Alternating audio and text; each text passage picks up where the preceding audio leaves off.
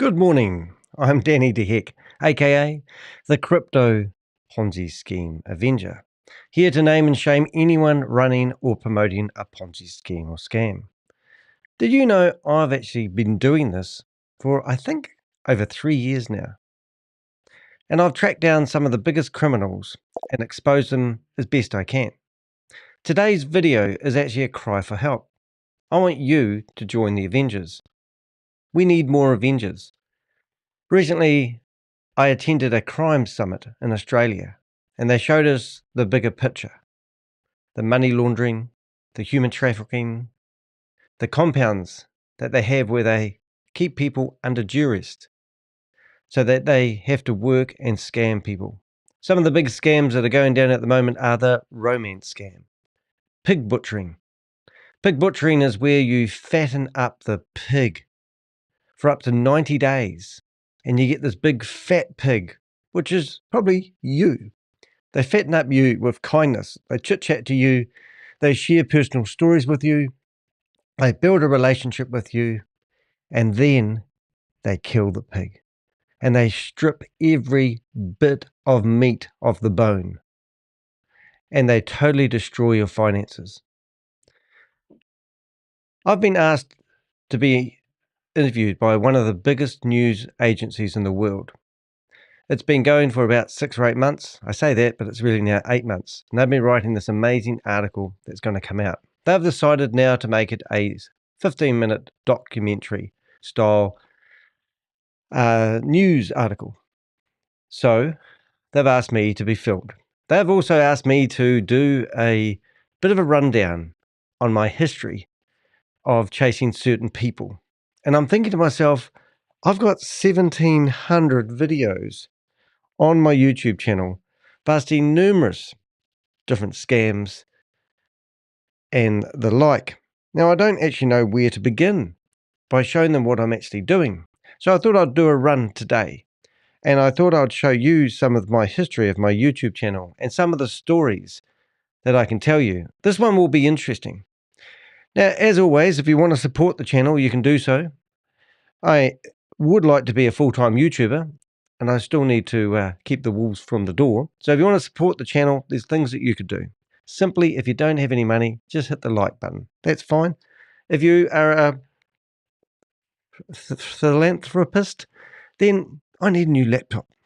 But if you're just Joe Blog blogs and you want to help support the channel, you can buy me a coffee via my website, or you can hit the thanks button under this video if you're watching the rerun, or ask me a question. The chat room is open. We've also got a poll running, and today's poll should be quite interesting. Let's have a wee listen. I don't want to end the poll. The question is, what motivates you to fight scams? Protecting vulnerable people, exposing criminal networks, raising public awareness, personal experience with scams.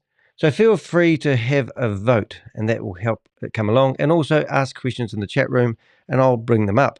You will see the questions pop up on the screen. For example, if I click a button above my head, you'll see something scrolling across the top now. That's how your question will pop up, and I'll try to answer it. The other thing is, if you have been caught up in the scam network and you have been promoting Ponzi schemes, and you may have even been running Zoom meetings and trying to recruit people because that's what they want you to do, and you may realize now that you've been participating in this and you want to change your ways, please do reach out to us and become an Avenger. We want everybody. We want the world to turn on these scam networks, because when I went to this crime summit in Sydney, Australia a week and a half ago, they showed us that these syndicates that you are supporting are actually criminal cartel networks. And obviously what they're doing is they are building these human trafficking compounds. They're keeping people under duress. They're forcing them to work in slave labor. They basically advertise in the newspapers, telling people there's a job opportunity in a new country. When they get there, they have their passports removed from them. They get carted away to one of these compounds where they basically imprison them. They get told that if they don't make $50,000 a week, they'll get beaten. The women are getting raped. I've got 200 videos on my hard drive of people being tortured and abused and forced to work, buried up to their neck, bruises all over their body. I can't even show you these videos because I'll get banned from YouTube. They're that shocking. So that's really... So anyway, so let's get started. Let's not muck around too much. First of all, I want to tell you a couple of wee stories about my YouTube channel that you may be not familiar with. I have a website that most people will know, dehek.com. And on here, I publish some of the good videos as blogs. And this helps get the videos out. So all my real good content and stories and descriptions about each video is actually documented quite well on my website. And to date, I have over 1,000 blogs. Now, I used to start my career off as in a company called New Zealand's Information Network, which is the company I established, I think, back in 1997. And that was a 15,000 page network promoting all things New Zealand. So when you go to my blog and you hold your mouse over here, you'll see I've got information about the North Island and the South Island of New Zealand, small down guides. I've got activities from bungee jumping to all the adventure sports. I've got full itineraries for traveling the South Island and the North Island. So it's quite an extensive blog, but now I've morphed that into fighting Ponzi schemes and scams. So maybe you will be interested in doing the same thing. But do check out the website. I'm very proud of my website. It gets a lot of traffic. And just to show you how powerful it is, if I was to search for a scammer by the name of Quentin Bradford, just his name alone, you'll see that my website outranks him and his YouTube channel, and he comes up number 1. And if you come down here a little bit, you'll see that these also come up number 2. So I'm exposing this particular guy because he's a YouTuber and he's done over 34 promotions of scams that we could see. And obviously we've named and shamed him, and that's the goal. And I'm asking you guys not maybe to be out in the limb like I am, because I'm sort of more of a vigilante. I'm a real activist against... You can become an activist, but I will actually go over the line to expose these people. And I do this by using the power of my website and obviously my YouTube channel. But my YouTube channel didn't always start out as, how do I say, crime busting. And you'll see this when you click on my YouTube channel and go to my videos. So there's 3 main areas of my YouTube channel. Actually, I lie. There's 4 main four main areas of my website. And I'm actually going to bring them all up because I think it would only be fair to do it properly. Let's see what we've got here. I'm going to actually show you a couple of other things. So if you are on my YouTube channel and I am live, you'll see the video that pops up right in front of you here is the Exposing Ponzi Schemes one. So then if you went to community, and also if you went to membership, and I'm going to move these across rather than flipping back and forth. So you can become a member of my YouTube channel. And if I was a normal YouTuber and I had all the time in the world and I had a production team behind me, I'd probably look after my people who join my YouTube channel. But please do check out my perks of joining, and there's different membership levels that you can have. And members do have a wee star beside their name, so when they're in the chat room and they comment, you'll see that, and that's what that means. And you can have a membership from as little as $2 a month, I think. But there is some other videos in here that you can actually get access to. If you're a business person, I used to provide how-to videos on, how to become a podcaster, how to build a WordPress website, how to set up your LinkedIn profile, and there is quite a few membership benefits. Now, I haven't got them all tiered that the more you spend, the more you get. Basically, any membership will get you full access to any of my videos, and that's what we're doing. The other one is becoming part of the community. You don't have to pay, but you can come in here and read some of the articles. This picture that you're looking at here was actually produced by ChatGPT. I just asked it to help me write a blog, and then I asked it to produce a picture to match the blog, and it pinned that out, which is quite cool.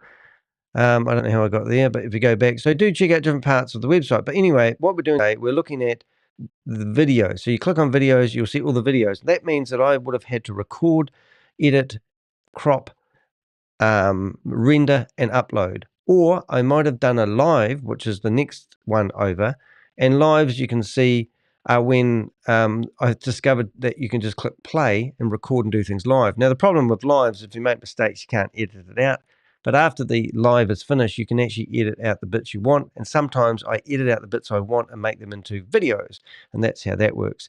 The other one that's quite colourful is if you look at my oldest shorts. Now, short is normally something that you've recorded on your phone and it's less than 60 seconds long. You can upload it to your YouTube channel. So normally if I've got some interesting stuff like screenshots of people saying scammy things, you'll see that I'll grab those and I'll upload them. And I've had some fun putting them together. Now, if you've got, half a day, sit here and go through my lives, because normally it's the very cream of the good stuff that I'm doing. When I look back here, some of these are pretty historical, and it's quite interesting. So I'm going to basically talk you through. I would have liked to display these videos and what they are. Now, I'm a big YouTuber, so my biggest video ever is this: how to fillet a brown trout. Yeah, would you believe it? It's about a 7-minute long video. My mate at Lake Brunner here in New Zealand on the South Island loves brown trout, and he said, "Can you film me filleting a brown trout?" So I put it on the internet and it got 50,000 views, but my YouTube channel wasn't really about filleting brown trout. So then I took it off, and then he rang me up and said, "Oh, yeah, I haven't got a YouTube channel. Can you put it back? Because I get a lot of people ask me questions." So I put it back, and since then, 11 years ago, it's had 203,000 views on how to fillet a brown trout. Who would think a YouTube channel that's designed and set up to actually promote scams and Ponzi schemes, biggest video is actually how to fillet a brown trout, and it was recorded on my iPhone, would you believe? Now, as I said earlier, I used to have a travel and tourism network, so you'll see these videos encouraging people to come and do one of the great national walks. Now, that was great because I think we had, I can't remember the number, but I think there was like 7 or 8 great walks, and now they've added another one. So that whole series of videos doesn't apply anymore.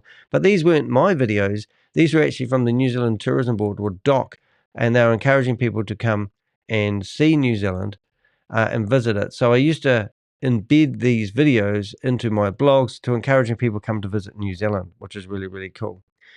And this is where my YouTube channel started to get a bit more interesting. I did a cruise. Me and my mate, my flatmate. It was Christmas time, and he said, "Oh, we should go somewhere and check out some country." We thought we were going to the Philippines or somewhere. I said, "Why don't we do a cruise?" So we jumped on this. It was a New Year's cruise. 7 years ago, time flies, and I put together a video about that. I do the website for Glenmac Farmstay, which is a high country sheep station here in New Zealand. So I did them a video. Some of these are so basic, it's just ridiculous. Then I got asked to be on the radio. So I basically made a video out of the recording. I started off my journey actually wanted to talk about dyslexia. So you'll see a few videos where I've actually talked about dyslexia. So here's one that was done 6 years ago, a whole 142 views. And then I used to run a hiking and tramping and biking club, and I used to do little wee snippet videos about that. I got asked to be on a documentary talking about social networking and the importance of helping people who are going through extreme loneliness. Good morning, Susie. Nice to see you here. Nice to see you here. We're doing a bit of a rundown of the old YouTube channel because I'm going to have to do this on Thursday with a news crew. And also one of my most favorite places, if I ever get lost in the jungle, it will be at a place called Crow Hut here in New Zealand, but I've done a whole video about that. These 12 questions, well, they're pretty interesting if you knew what they're all about. But I won't explain about that. That was all part of my business networking company. And I produced a video on each of these questions. I did a talk about dyslexia. I actually paid $500 to promote it and got, I think, 75,000 views, which is really, really cool. But then somehow I took that video off. Oh, I think I paid for it to be promoted on Facebook. Didn't change my life. I've currently got quite a few videos which I have on my TikTok, got millions of views, but it still doesn't change my life. Then one day I decided to promote my, you might see these videos of people giving testimonials about a company called Elite 6. Well, that was my business networking company. And these people were actually giving testimonials about what they thought about my company. Interesting if you want to build a history about me or anything. And then we've got probably quite a lot of podcasts that I've done over the years, also allow me to stream my podcast onto YouTube. So if you haven't seen my podcast, it is actually quite easy to find. Podcast Now, what have we got? Podcast is called the Crypto Ponzi Scheme Avenger. Now, I've just renamed it because it used to be called What the Heck Podcast, but I thought I might as well keep it in line. And in my podcast, you can see that my last podcast was produced about 3 days ago. And if you click on See All, you'll see that we will. I'm just going to fix something here that I haven't done. I haven't pressed go live on Instagram, so I better do that. And let's see if I can go here. Let's just go. Yeah, so I'm just going to welcome the people. What have we got? That's better. 1 minute, please. Caller. And that's good. Right. So, yeah, so I'm just saying hello to the people who've just joined us on Instagram. We're just doing a summary of my YouTube channel. But if you do go to my podcast, you'll see that my podcast is actually produced on all these different platforms. So I get a big footprint. And honestly, it's quite a laugh because ChatGPT uses my podcast to gather information when asked about Ponzi schemes and scams. And because I've actually got my podcast on 20 plus different platforms, it takes each of those platforms as a unique identity. So when I go to ChatGPT and ask it for information a couple of weeks after I've done some information, let's use on Dodo, for example, it will tell me information from my own resources. I can manipulate the results. I control the narrative, which is quite interesting. But anyway, what I'm getting at there, guys, is you will see a lot of my podcasts actually turn up on my YouTube channel as they go through. So that's what we're looking at the moment. So I don't get a hell of a lot of views on the podcast. It's not the medium that really gets the audience. YouTube seems to be my flavor. But over the time here, you'll see that I've actually done a lot of guest interviews with ex-Jehovah's Witnesses. And that's the other thing why I'm a Ponzi scheme, what do you call it, a slayer?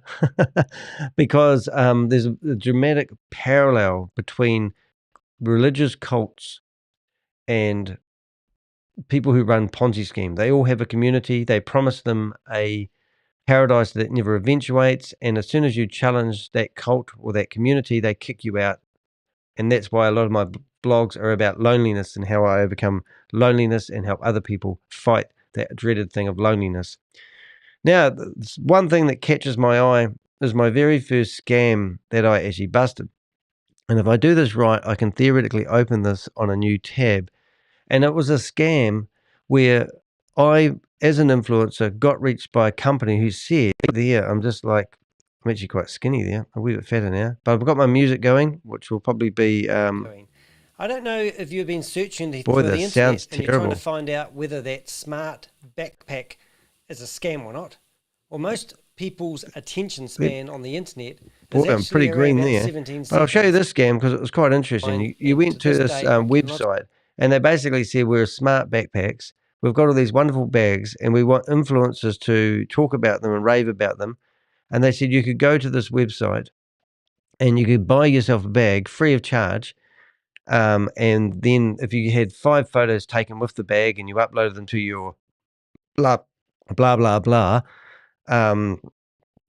we would pay you $1,000 or $200 per photo, I think it was. Anyway, long story short, when you got to the checkout, they asked you for the shipping. And the shipping fee was $17.95 from memory. And that was the scam, the shipping money. But anyway, so I thought I'd do a video warning people about this terrible scam at the time because it was pretty rampant. So that was my first ever scam video, 170 views 3 years ago. Isn't that pretty cool? Yes, I am sort of excited and nervous. They're going to record me walking around town, being the man about town.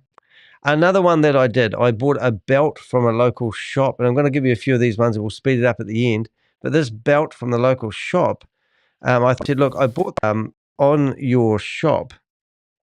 In your shop, I said, I'm just going to get my phone. Share with our don't share. I've just upgraded the software on my cell phone. Welcome to iPhone. Swipe to get started. There, we're back to normal.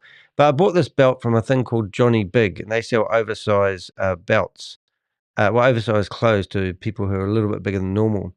And I bought this belt and it all fell apart. Now, it wasn't really a cheap belt. I don't know, a belt that over $100.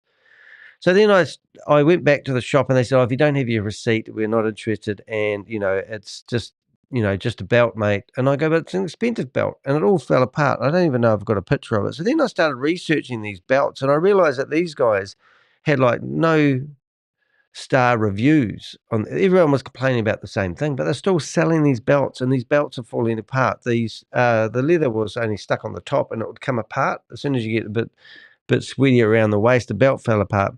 So I went back there and asked for my money back. They wouldn't give me my money back. So then I went and did a video. Next minute, I get a phone call, come get your money back. So the power of the internet, producing a video.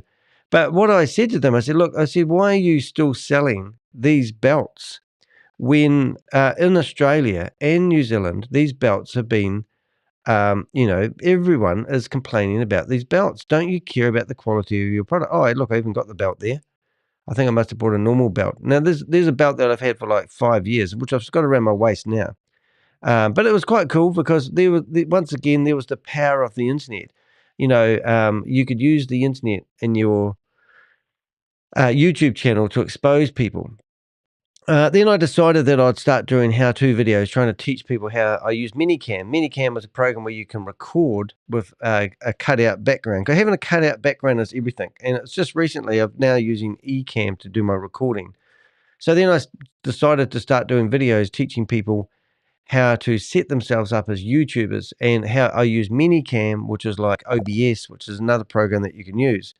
So it's pretty cool what you could do. And now we've got another one here, which is quite good. New Zealand Post failed delivery. Now, I hate to think what that video was about, but I do remember I found this of a... Hello, I'm Danny de Hek. Somebody gave me a video of a courier company, and they were kicking the parcels and throwing them into the van. And I put this video on... on Facebook, and it got 750,000 views within a day or two, and then it was even on the news that day. So I don't even know, but I did start to realize that you could actually produce these videos and you would get people engaging. So this one back, how to import emails from Gmail into Google Workspace, which I've now renamed it to Google Business. But this video here got 3,200 views. So now I'm starting to think, oh, this is quite interesting. You can actually produce a video helping people solve a problem, and you get quite a few views. But when I did stuff about scams, obviously the one next door got 445 views, not a hell of a lot. When I did podcasts about escaping suicide and shunning by the Jehovah's Witnesses, they got 13 views. So then I did a whole video about my life, basically, escaping suicide and shunning by the Jehovah's Witnesses. And this here actually caused a court. My mother, who is a Jehovah's Witness, actually decided to take me to court for a protection order, because she was, my nephew was pushing this, by the way, not my mother, because my mother's a staunch Jehovah's Witness. But I basically, I created a blog, and I talked about my whole life as an ex-Jehovah's Witness and the detrimental effects that religion had on my life and what it did to my family. So if you don't know, I've had 2 people in my family die by suicide, and my stepfather and my sister, and that was my sister actually there, which you can't see now. So I did a whole story about that. Now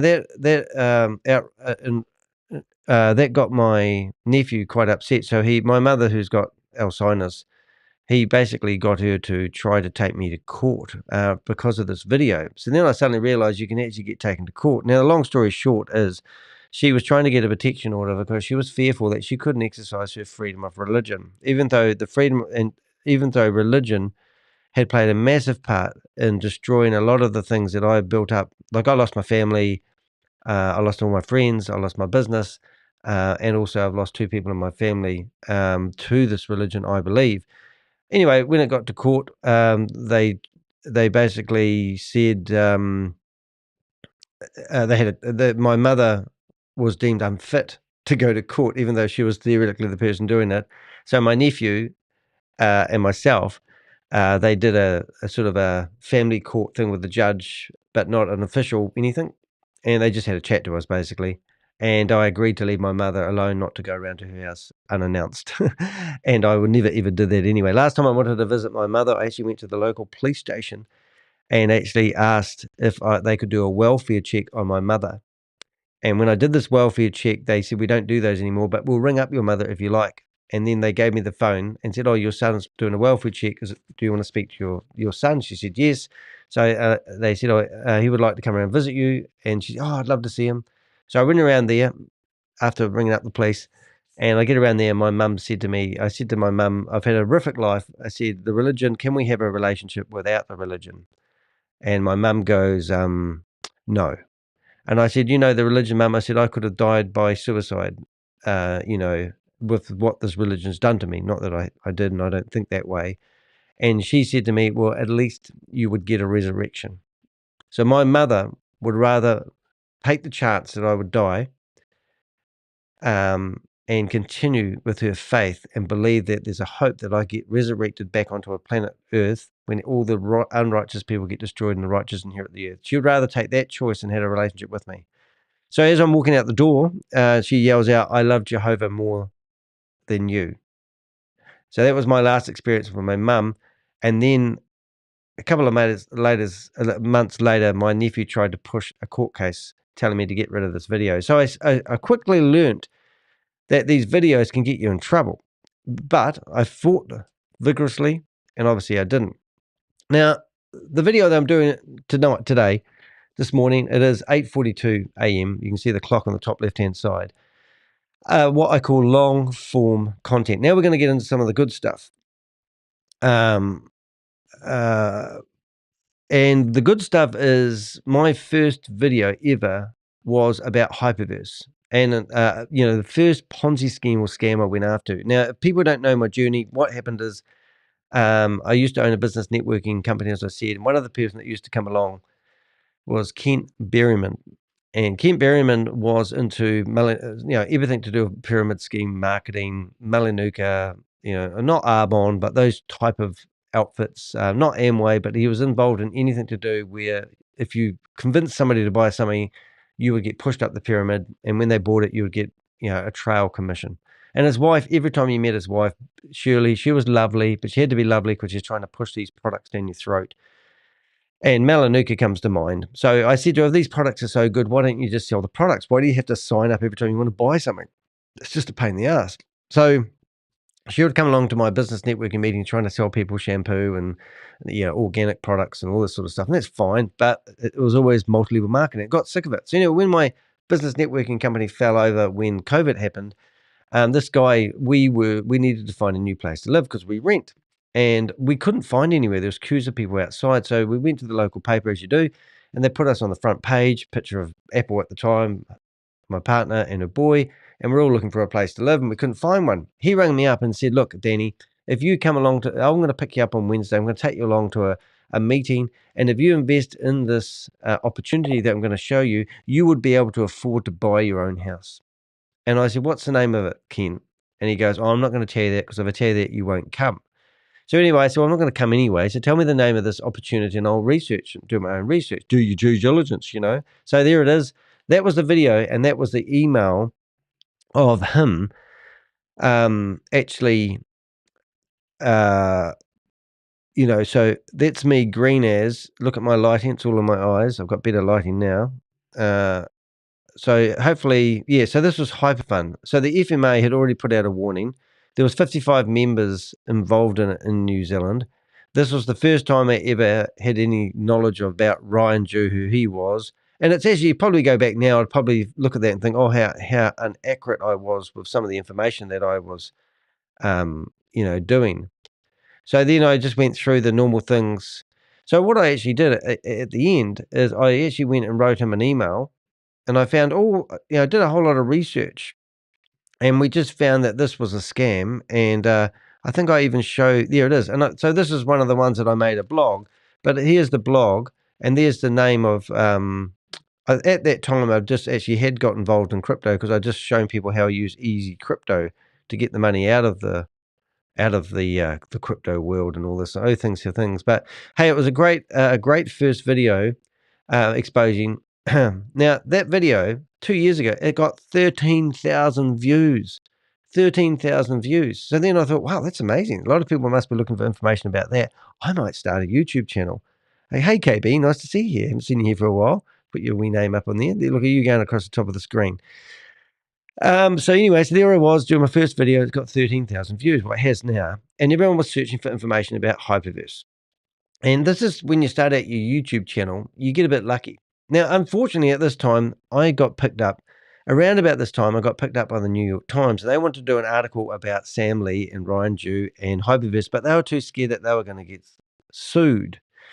So they decided that they would do an article about me instead. So 13 weeks later, 4 interviews with, I can't remember his name now, a reporter.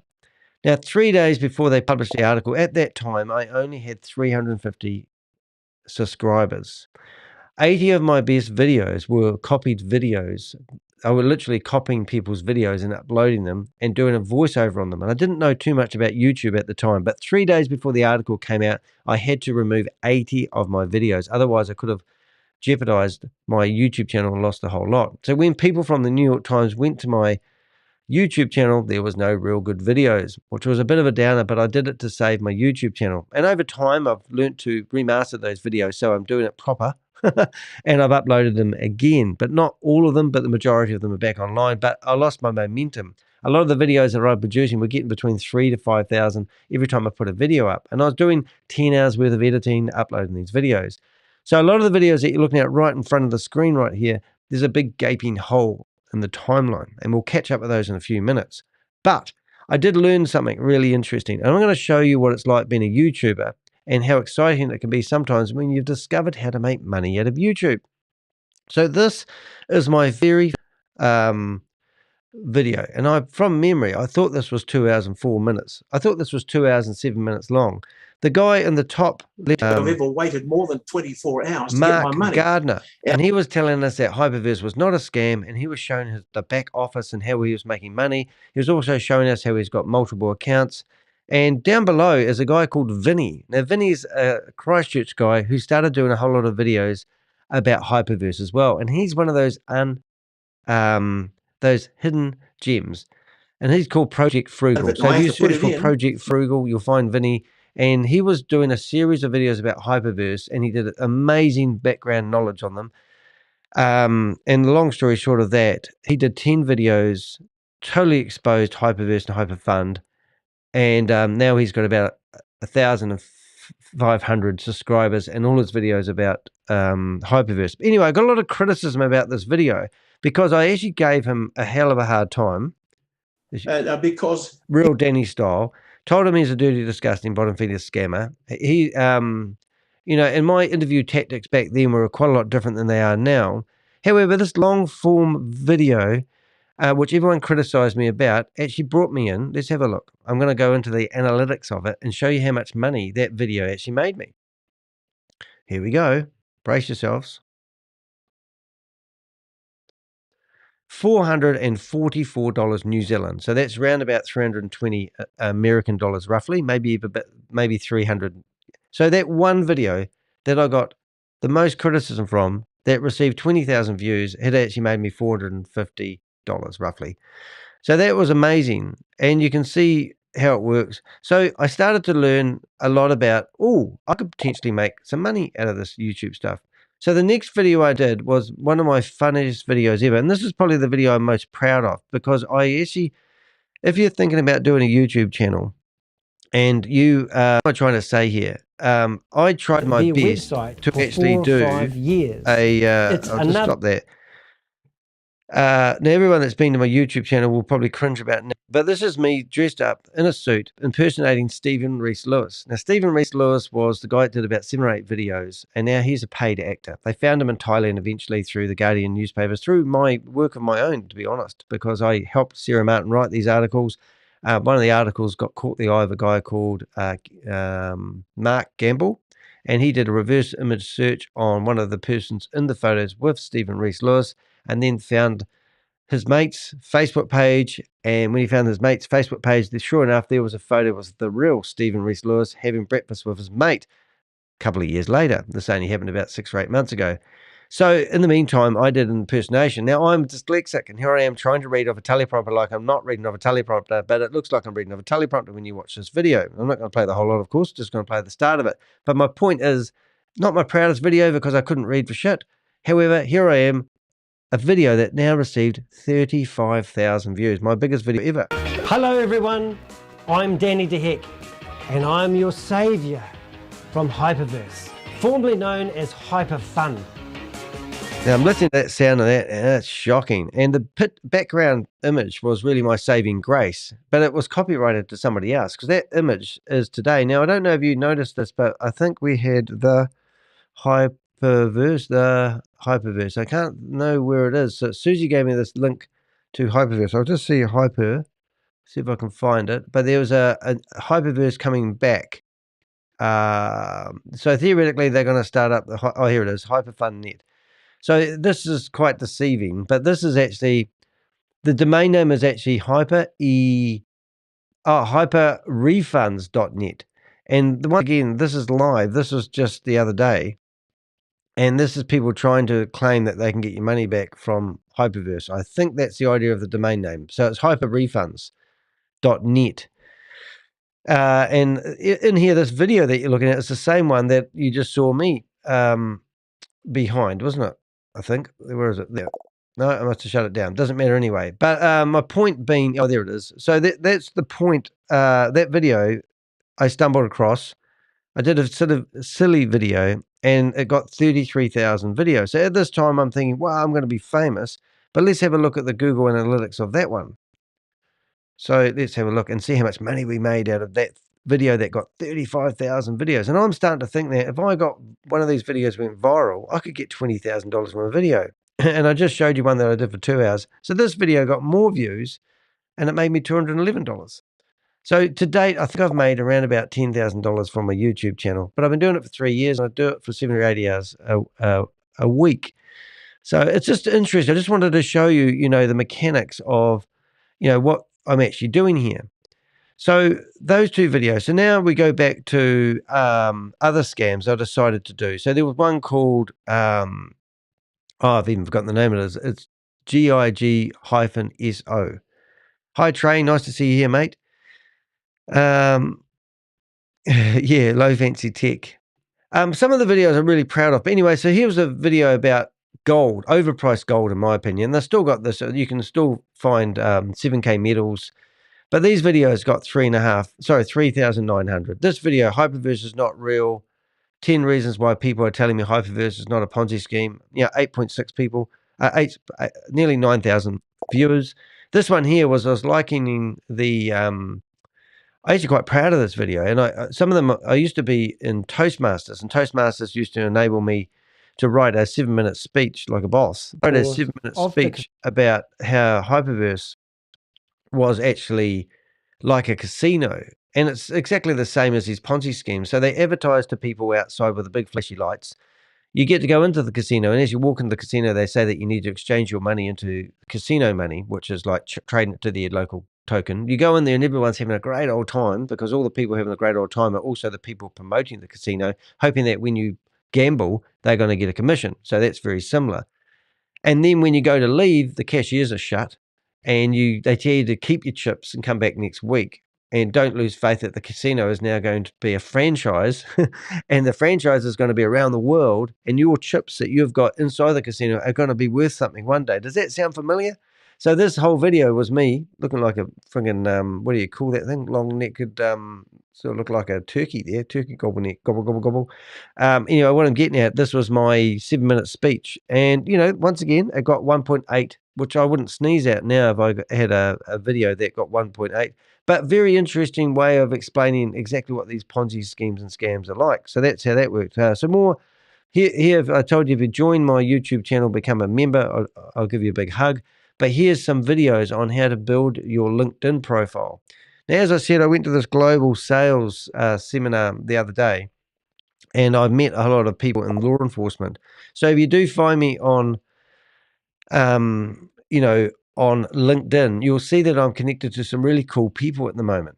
And I recommend that everyone should have a LinkedIn profile. So, for example, let's have a look. Overlook. I'll show you somebody who's really cool.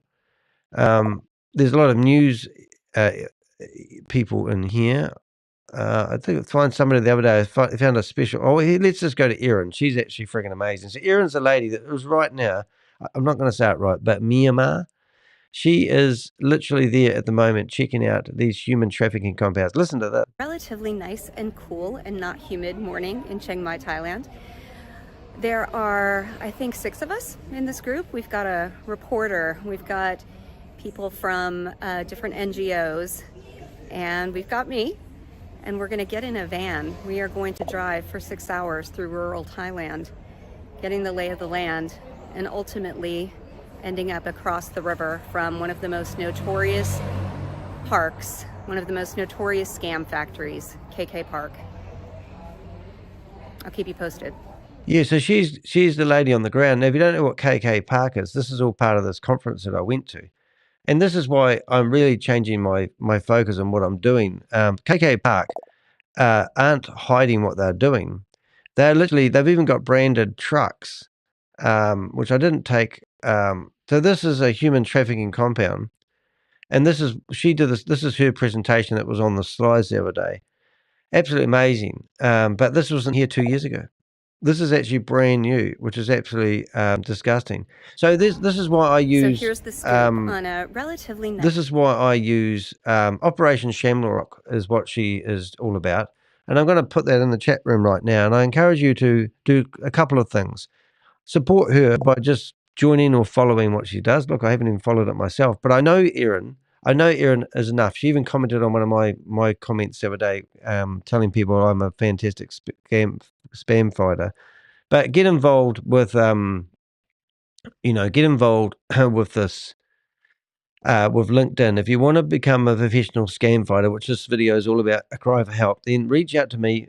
Follow me on LinkedIn. Watch some of the posts I'm doing. I'm just trying to find a couple of things. So if you're on somebody's LinkedIn profile, for example, you go down to activity. Now, this is a technique that I want you guys to understand, because we have a lot of fake CEOs, don't we? Claiming they're the CEO of this and they've got a massive history. Check them out on LinkedIn. You'll find that their LinkedIn accounts are often dormant. They don't use them. They have hijacked somebody else's LinkedIn account and they have no activity. There's a load of bullshit. I have 7,170 followers. I have blogs on my website. So a typical blog is something like this. Well, actually, I think I'm live now. That's my shirt. So this is me live right now on LinkedIn. Have hijacked somebody else's link. Oh, exactly right. And you'll find that you'll see activity, which is my point. I'm just trying to get back to where I was coming from. But you can also check out other people's activity and see whether they're true and genuine. See who they're chatting to. Get some, these people who claim to be these fake CEOs don't have a digital footprint. And this is how I find it. But my point is, if you come down to show all posts, you can actually look at their activity. You can look at their comments and you can see who they hang out with. So if I was to go to my comments, you will see who I chat with on a daily. So here's a photo of the true and genuine. See who they're chatting to. Where did that come from? Some, these people who claim to be these fake CEOs don't have a digital footprint, and this is how I find it. How the hell? Oh, but my point is, how did we get that sound? If you come down to show all posts, you can actually. There we go. Had to get rid of that. But you can see I posted a blog. You can see somebody has commented on it. You can see, there's Erin there. Look at this. I'll prove that she commented on my post. I met Danny de Hek in Australia. He's a true fraud fighter. Thank you very much. So I like that one, but you could like that one for me as well. And then I've asked her to give me a PowerPoint presentation to really help expose. But you can see here she is. I've been following her. I've been commenting. So you can see my activity, guys. So if somebody claims to be somebody and you can't find any activity, like AI Granny, for example, this is brilliant. So this is by Jim Browning, which is a scam fighter. And he's basically helped generate this AI Granny that's going to waste every scammer's time for the rest of their life. When they pick up, AI Granny will have a conversation with them for the rest of their life and just chew up their time. And the thing is, if they're not scamming you, if they're scamming me, they're not scamming you, is the trial behind it. So I hope that sort of gives you a bit of idea. But, these compounds are real. And so Erin's going to check out this KK Park, which is absolutely shocking. So, look, join my YouTube channel. You'll get access to LinkedIn, teach you how to pimp out your LinkedIn channel. There's a whole course on it. You can see those coming up. Then we're into Hyperverse. So this is 2 years ago I've been doing this. I thought it was 3 years ago, but it must be 2 years ago when I was really getting stuck into Hyperverse. Now the good stuff really does start to happen. Stop being exploited by website designers. I was starting to get into the idea that I needed to start exposing people. So I started doing videos on everything. So Hyper One, now this is a last. So 2 years ago, this video got 3,200 views. We actually showed Hyper One, and we had photos of Sam Lee actually in a foyer, which I didn't believe, because at that time, Sam Lee and Ryan Jew had gone missing for 8 months. They absconded from Australia and stole, now we know, $58 million from Australian investors who invested in the exchange. That was all connected to Blockchain Global. Blockchain Global was Sam Lee's company, and Colin Star Capital was Ryan Jew's company. Ryan Jew wanted to buy Blockchain Global off Sam. Now, the rumors are, I heard this from pretty reliable sources, that the deal was that Ryan was going to pay Sam Lee 400 Bitcoin and 1.7 or $1.9 million in cash to own Blockchain Global. Now, I don't think that deal never actually eventuated, but I do believe that Ryan Jew actually got access to that company and the crypto wallets that controlled the exchange that was built into Blockchain Global. So a lot of dirty, slimy stuff going on there. Anyway, both of them disappeared, and so did investors' funds of $58 million. They claim that some of the money was actually trapped inside a wallet that went missing, and blah, the rest is history. But when Sam stuck up his ugly head in Dubai, I didn't believe it was the real him. And to be honest, I just totally ignored the fact that Hyper One was anything. I thought it was a scam. But now we look at it, we now know that Chavis and more was actually working with Sam at the time. So Chavis isn't the creator of as he claims. You've got to listen to this, guys. Chavis is lying.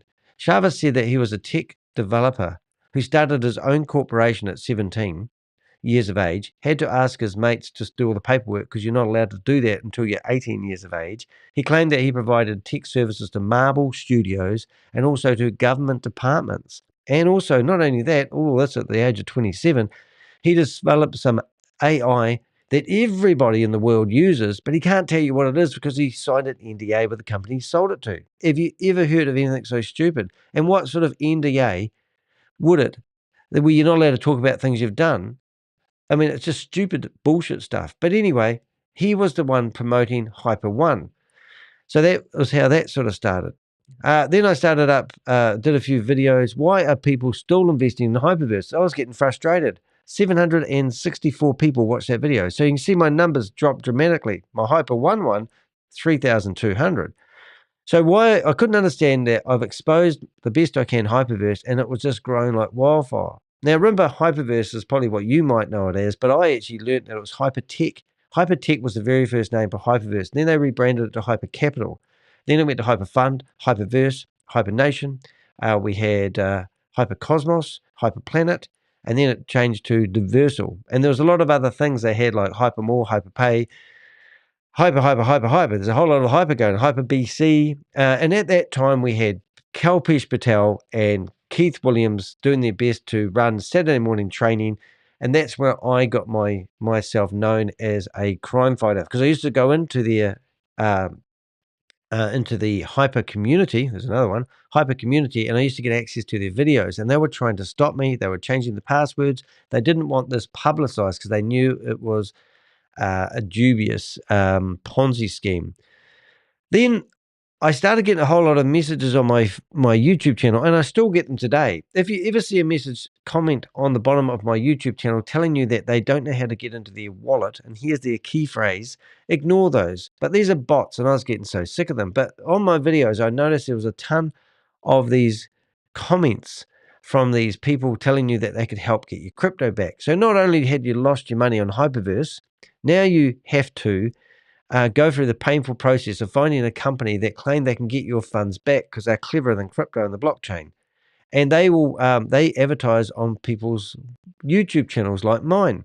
So I did a video about how I actually engaged about 7 or 8 of these guys that claimed to get the crypto back. And this is when I was doing lives, and I was showing people how I was chit-chatting to them live, and how they were responding to me. Now, first of all, they would say to me, how much money have you lost? If I said $5,000, they said, yep, we can get it back. We need to install some fancy software. The license for the software is $200. If I said I lost $100,000 in a crypto opportunity like Hyperverse, then they would tell me I need to invest for the license $3,000 to $4,000. And I was proving them a mockery, basically saying, look, it doesn't matter what I tell these guys, they always come back with how much they think they can get out of me. These people who run these Instagram recoveries, thingies, they are literally, oh, no, I didn't want to do that. That's going to be a pain now. I'll just go back to that. Hopefully it will go back to the same spot. It probably won't. Let's have a look. That's my biggest fear. I think I actually hit that twice. Bring that up, and I'm going to see if I can go back to that screen there. Oh, my goodness. Oldest. Now we have to scroll forever. Anyway, let's learn not to do that again, Danny. The power of the mouse. So what I'm getting at is these crypto recovery companies were obviously working out of these human trafficking compounds. And they have those pictures. I should have taken a picture of it, but there's a picture of all these iPhones, or not iPhones, but cell phones in front of a computer, probably given to when you hand over your iPhone because you don't want it anymore. They go off to these human trafficking compounds, and the people have to text people all day long, little chit chats. And once I get back to where I was, I won't click on that again. But what I wanted to show you guys, I'll just let that do its thing and go back to the video I wanted to open up originally before I lost it. But you can actually, what I did is you can see they were asking me questions like, can you give me the hashtag of where you sent the crypto? So I'd go around the internet, look for a hashtag, and then I'd send it to these guys. And you can see they're actually talking to me in real time. I don't even know if that was a real chat. Was I broadcasting my phone live at the time, or screenshots? Probably screenshots. But yeah, I had about 7 or 8 of these chats going with these people, and then I'd try ringing them. And this is a real exciting thing. Oh, here we go. These are recordings that I had. But if you are getting these conversations by these people, so these are all the conversations I had. What you do is you actually ring these people. Oh, actually, if I stop there, you can actually see. These are the names. So if I looked at that one there and went CEL, no, hold up, CEL, VIC, VIC code. Right. So that was, you'll see even now and again a post on my website, and they'll have a name like that. I can't even read it. But the point of the thing is, if you go to Instagram and you search, let's go search, and you chuck in one of those names that you see posted in here, you'll see all these names come up. And these are all companies that claim to be, crypto recovery agents. Now, if you message any one of those and say you lost crypto, you'll get one of the people in the human trafficking compounds coming back to you and saying to you they can get your crypto back. But as you can see, a lot of this is actually typed up. Sorry, not typed up. What am I trying to say? Which are cleaned up. But it's pretty rampant at the time, and it's a shame that one of them don't actually just come up. Here we go. So this is some random person. It's not even a random guy. This is literally somebody in a human trafficking compound who has set up a profile, one post, 0 followers, and they tell you they can get your crypto back. Don't ever fall for this. But if you want to have a chit chat with somebody, you can click on it and it will take you off to probably an expired link now. No longer valid. Yep, so there you go. But what I do is I have this standard message, and what I'll do is I'll play my standard message. So when I get these little chit chats from people now telling me that they can get my crypto back, or hi, how are you? Do you want a friend? Oh, that's not going to work. I go chat GP3. No, I need to, I'm going to bore you guys to death if I do this, but I'm going to do it anyway because I can't help myself. Chat GPT-3, and then, yeah, so this is what the message, anytime I get one of these messages from what I think is a human trafficking compound, I just come back with this message. Hi there. I understand you may not be messaging me under your own free will, and I want you to know that I recognize your situation. If you are currently in a place where you feel trapped or unsafe, please know there are ways to seek help. If it is safe for you to do so, you can reach out anonymously to discuss your circumstances, and I will do everything I can to connect you with resources or organizations that may assist you in finding refuge. Your safety is my priority, and any communication will be treated with the utmost confidentiality. Please only respond if it is absolutely safe for you to do so. Take care. Yeah, so this is the way you can actually, you know, if you do meet somebody in a human trafficking compound, they start messaging you privately, let me know. But obviously they're heavily policed and they can get beaten up for doing so. I mean, and I just want to go on about it, and I unfortunately probably need to, you know, just tell you, you know, how dangerous it is. I'm just going to bring up a screen I don't want you guys to see for a sec. But I do think it's a good idea to actually show you something just to sort of prove that this is not made up shit. And I think the only way to do that is really to show you a couple of images. I did this for a bit the other day. I mean, some of the intel that I have these days, you would not believe. So if I go to that screen now, we've protected whoever gave us that information. These are videos of people who have been beaten up on a daily basis. So these people are working 17-hour days. Some of these videos of people jumping off the buildings, literally. But there is one I did want to show you, which I talked about earlier on, how people are getting buried up to their head.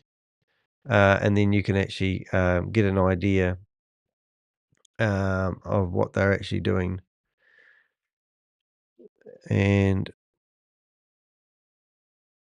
this is not going to show you anything graphic. It's just going to show you. So that's a human.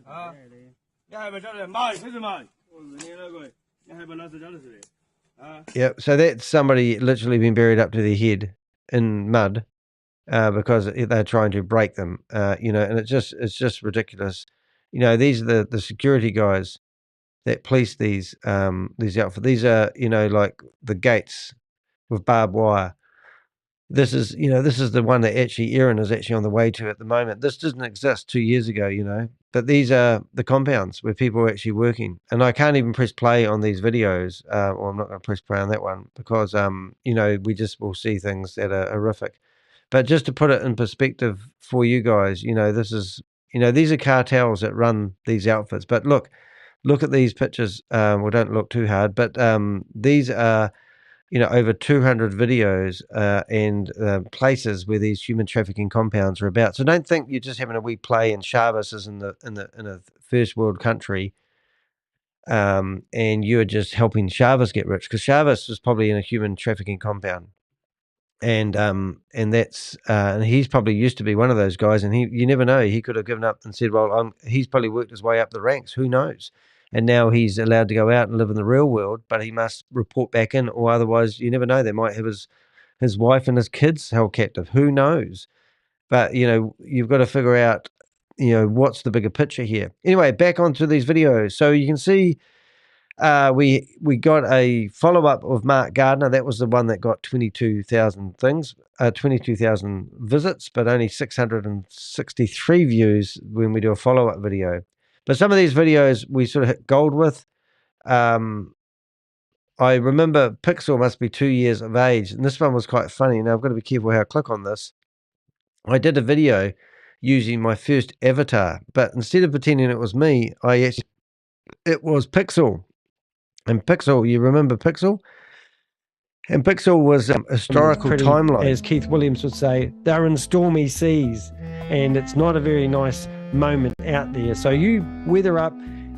So that was me using Pixel's avatar, and it was quite fun, really. But anyway, there's some of the things that we tried doing to get our YouTube going. This one here was one of my biggest videos for a while, and that was 4,700 people looked at that video, and it was scammed by Hyperverse, a Hyperverse lawsuit. And I actually asked 50 questions on, is it really feasible to think that there is going to be a lawsuit? Because just like I showed you all these scam people who go after people who have lost money saying they can recover their money, all of a sudden we have all these people telling people they can recover their money to give them false hope.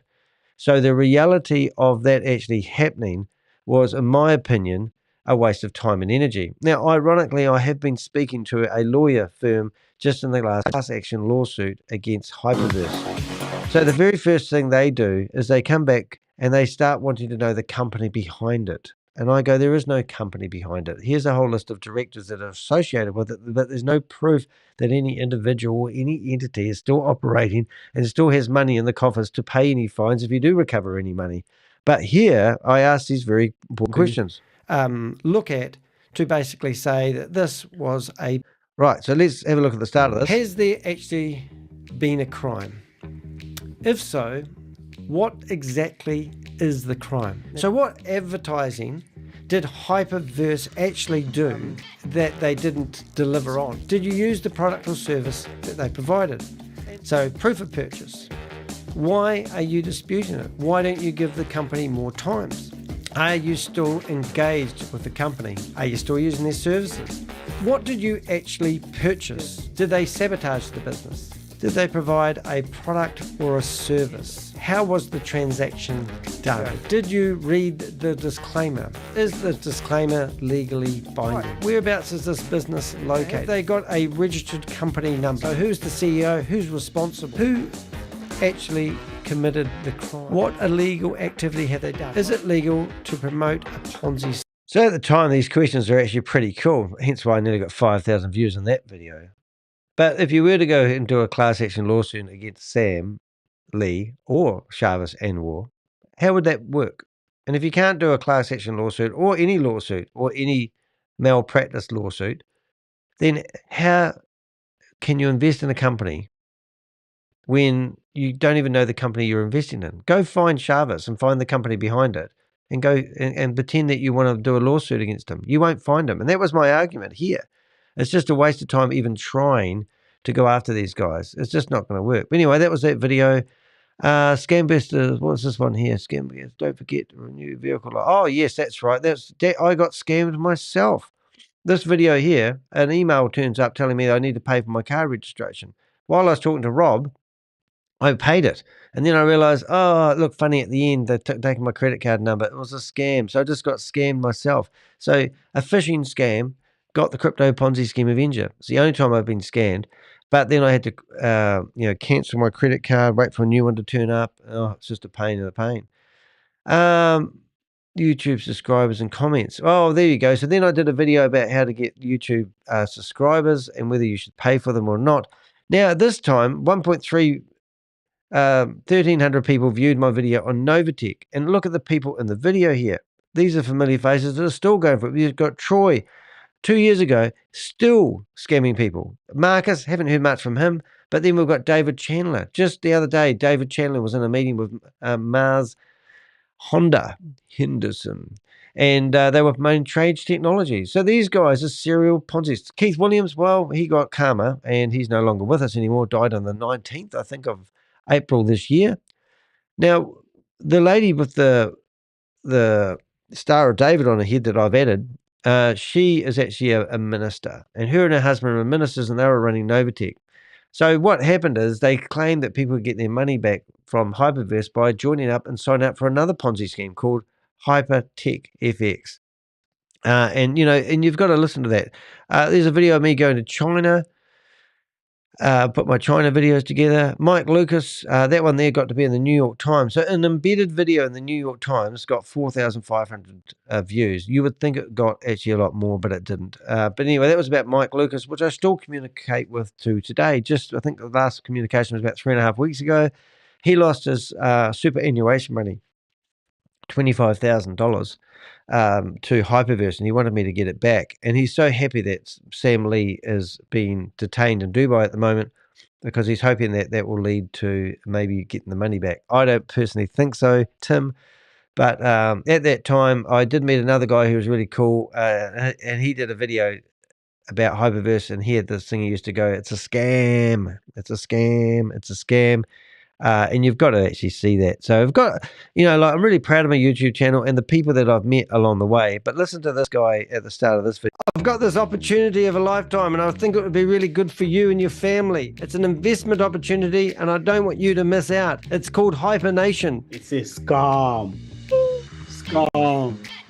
Scam. For anyone watching these videos, people out there is no easy way to become a millionaire. There is no easy way to make money. So please don't get yourself caught up with people who come and tell you become a millionaire in 6 months or a year or 2 years time. It is certainly, I can assure you 100% that it is not that easy. So please do not do that. Think carefully. Okay. But he was cool. He was an African lad. He was called, and he's based in England. But he was trying to protect his community and his family from getting scammed. So we hooked up on a podcast, did a podcast together, and we've actually still stay in touch today. So the network and the people that you meet from doing these YouTube videos are pretty cool. If you want to learn how to use Google 101, if you become a what do you call it?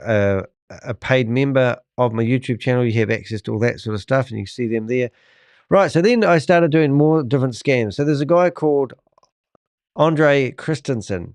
He's been going since 2013, claiming he's going to release this app called Super One. And it was only just a couple of weeks ago he was launching for real this time, so he says. And he continuously gets on and goes on about being real. But he never delivers, and he keeps selling multi-level marketing packages, and people keep getting paid commissions for referring people into a dream that never is going to eventuate, which is amazing. However, this is one of my cornerstone videos. So we ignored, what am I trying to say? When we ignored Hyperverse, I'm going to put a pause on that one. I ignored Hyperverse. Sorry, I ignored Hyper One. I didn't think it was a real Sam Lee. And then, so when Sam Lee did really eventuate and we caught him on camera, I produced this video. He's alive! He's alive! Sam Lee is alive! And now he's incarcerated. So that's going to be exciting what happens in the future. But, I honestly have been following Sam Lee for at least a couple of years. These videos are over 2 years old. And everyone was surprised that Sam Lee has actually got on camera. And we could see him and touch him and smell him if you wanted to. So really big news at that time. But then shortly after that, we did another video. So that video got 1.7 views. This one got nearly 1,000 views. Then I went through and I looked at 50 Ponzi schemes and scams. No one's interested in that sort of stuff. Then I started getting people. What I found is that people that were scammed would watch my videos and reach out to me. So there was a young guy there, Samuel, I think it's Samuel Coolman. He explained how he invested. I think he only invested like $700. Now he wanted to tell my story. So then I thought, I'll start interviewing people that lost their story. So I've got a lady at the moment who's been messaging me, and she's probably watching the live right now. And she says that she's African. I miss him. Oh, you remember Susie? Oh, Susie, you got to tell me how we used to chat. I just noticed he was pretty cool, wasn't he? Because you said that we've been chatting for years. And now I know you really well, obviously. A bit of a laugh. So I'm chatting to a lady at the moment. I'm chatting to a guy called Emmanuel, who's a Nigerian who lost $5,000. And also chatting to another lady called Jennifer. And Jennifer has lost $500,000 to a scam. And she wants to tell her story. So I've quickly learnt that if I want to actually, expose these people, I want to hear from people that have been scammed. And this guy here was probably one of the first persons that I interviewed. I don't even think we were on camera. I think it was just a recording. But I recorded all this offline and didn't do it live. But he told me his story, and it was good. And it actually gives us more ammo. We can fight even further. And also, I don't know, we've got, we tried to help some people. We found when I was in the New York Times that people had actually died by suicide who'd been involved. Question. Has. Well, hold it. Lifesaver. If you have a friend or. Hold it. Listen to this. Are you a Ponzi scheme victim? Are you contemplating suicide? That question has proven to be a lifesaver. If you have a friend or a family member who may be isolated, who you know that is involved in crypto opportunities. So that video there was, I had an expert come along. His name is, and funny enough, I just saw him 2 weeks ago, Michael Hempsey. Michael Hempsey has wrote a book about, prevention of suicide. When I was in the New York Times, an organization reached out to me who was going after information on just one particular scam. They said they had tracked 11 people who had died from the scam because they had given up. So it's very real. So then I realized that I need to produce content that is helping people get over the fact that they've been scammed. And that's what we were doing with that video. Getting money out, debt collection. Even I can't remember some of these videos, but even that is hard to get because I used the word suicide, which if I say it too many times, this very video will have to have a rating. We're not allowed to talk about it. It only got 600 views. This one, podcast, 1 view. So that's not too bad if you compare that one with that one. Rob's played a massive part in fighting against these scams. He's what I call the critical thinker. He looks at it like the other day, Trades Technologies got a cease and desist letter. They allegedly had made about 91 million from everyone. And then the company did a press release basically saying that they were at some launch gala event they were doing, and their servers had been seized by American officials it was Hong Kong authorities and American officials. And they had taken their servers down. Now, everything about that sounds like, ooh, wow, that's cool. But then we found out from the authorities that no such thing has actually happened. And it was a load of bullshit. But when I said that to Rob, initially, Rob goes, have you got any proof of that? And I go, oh, good on you, Rob. So Rob thinks differently than others. And we all, like all the Avengers, in this video, remember this video is about asking you if you want to give us a hand. Why do we have to put up with these human trafficking compounds? These compounds are enslaving, keeping people there. They're running all these scams. We can fight back. The AI granny that we showed you that Jim Browning has been working on. Now, I've got Jim Browning's email. I can email him. I've got to reach out and connect with him properly. I've asked him a few times. He's a busy fellow like me. And the same when you contact me. But we have a team of Avengers. We have a WhatsApp group for the public, and you can go in there and you can give us help. And I'll show you some ways that you can help us. And I'll actually will show you some ways right now, because if you're on my website, you can see that we have a contact us area, dehek.com, and you go to the bookmark area. And the bookmark area will give you a place where you can submit Zoom links in meetings where we can pop in and see things happening right now. Now, I should have been doing that this morning, but I'm a bit tired of it, to be honest. But every now and again, I go into these Zoom meetings and we cause havoc. However, I thought I'd do a proper broadcast today. But in here, you'll see my bookmarks for the Zoom meetings that we go into. And I encourage you to do the same. Go in here, grab my bookmarks, and go into these meetings and cause havoc. So just the other day, I decided to produce a blog. And the blog is, where was it? It is how to get recourse against Ponzi schemes and scams. Now, that image you're looking at there was actually made by, what do we call that? ChatGPT. I asked it to help me put together a blog. And then at the end of the blog, I asked it to produce me a image for my blog.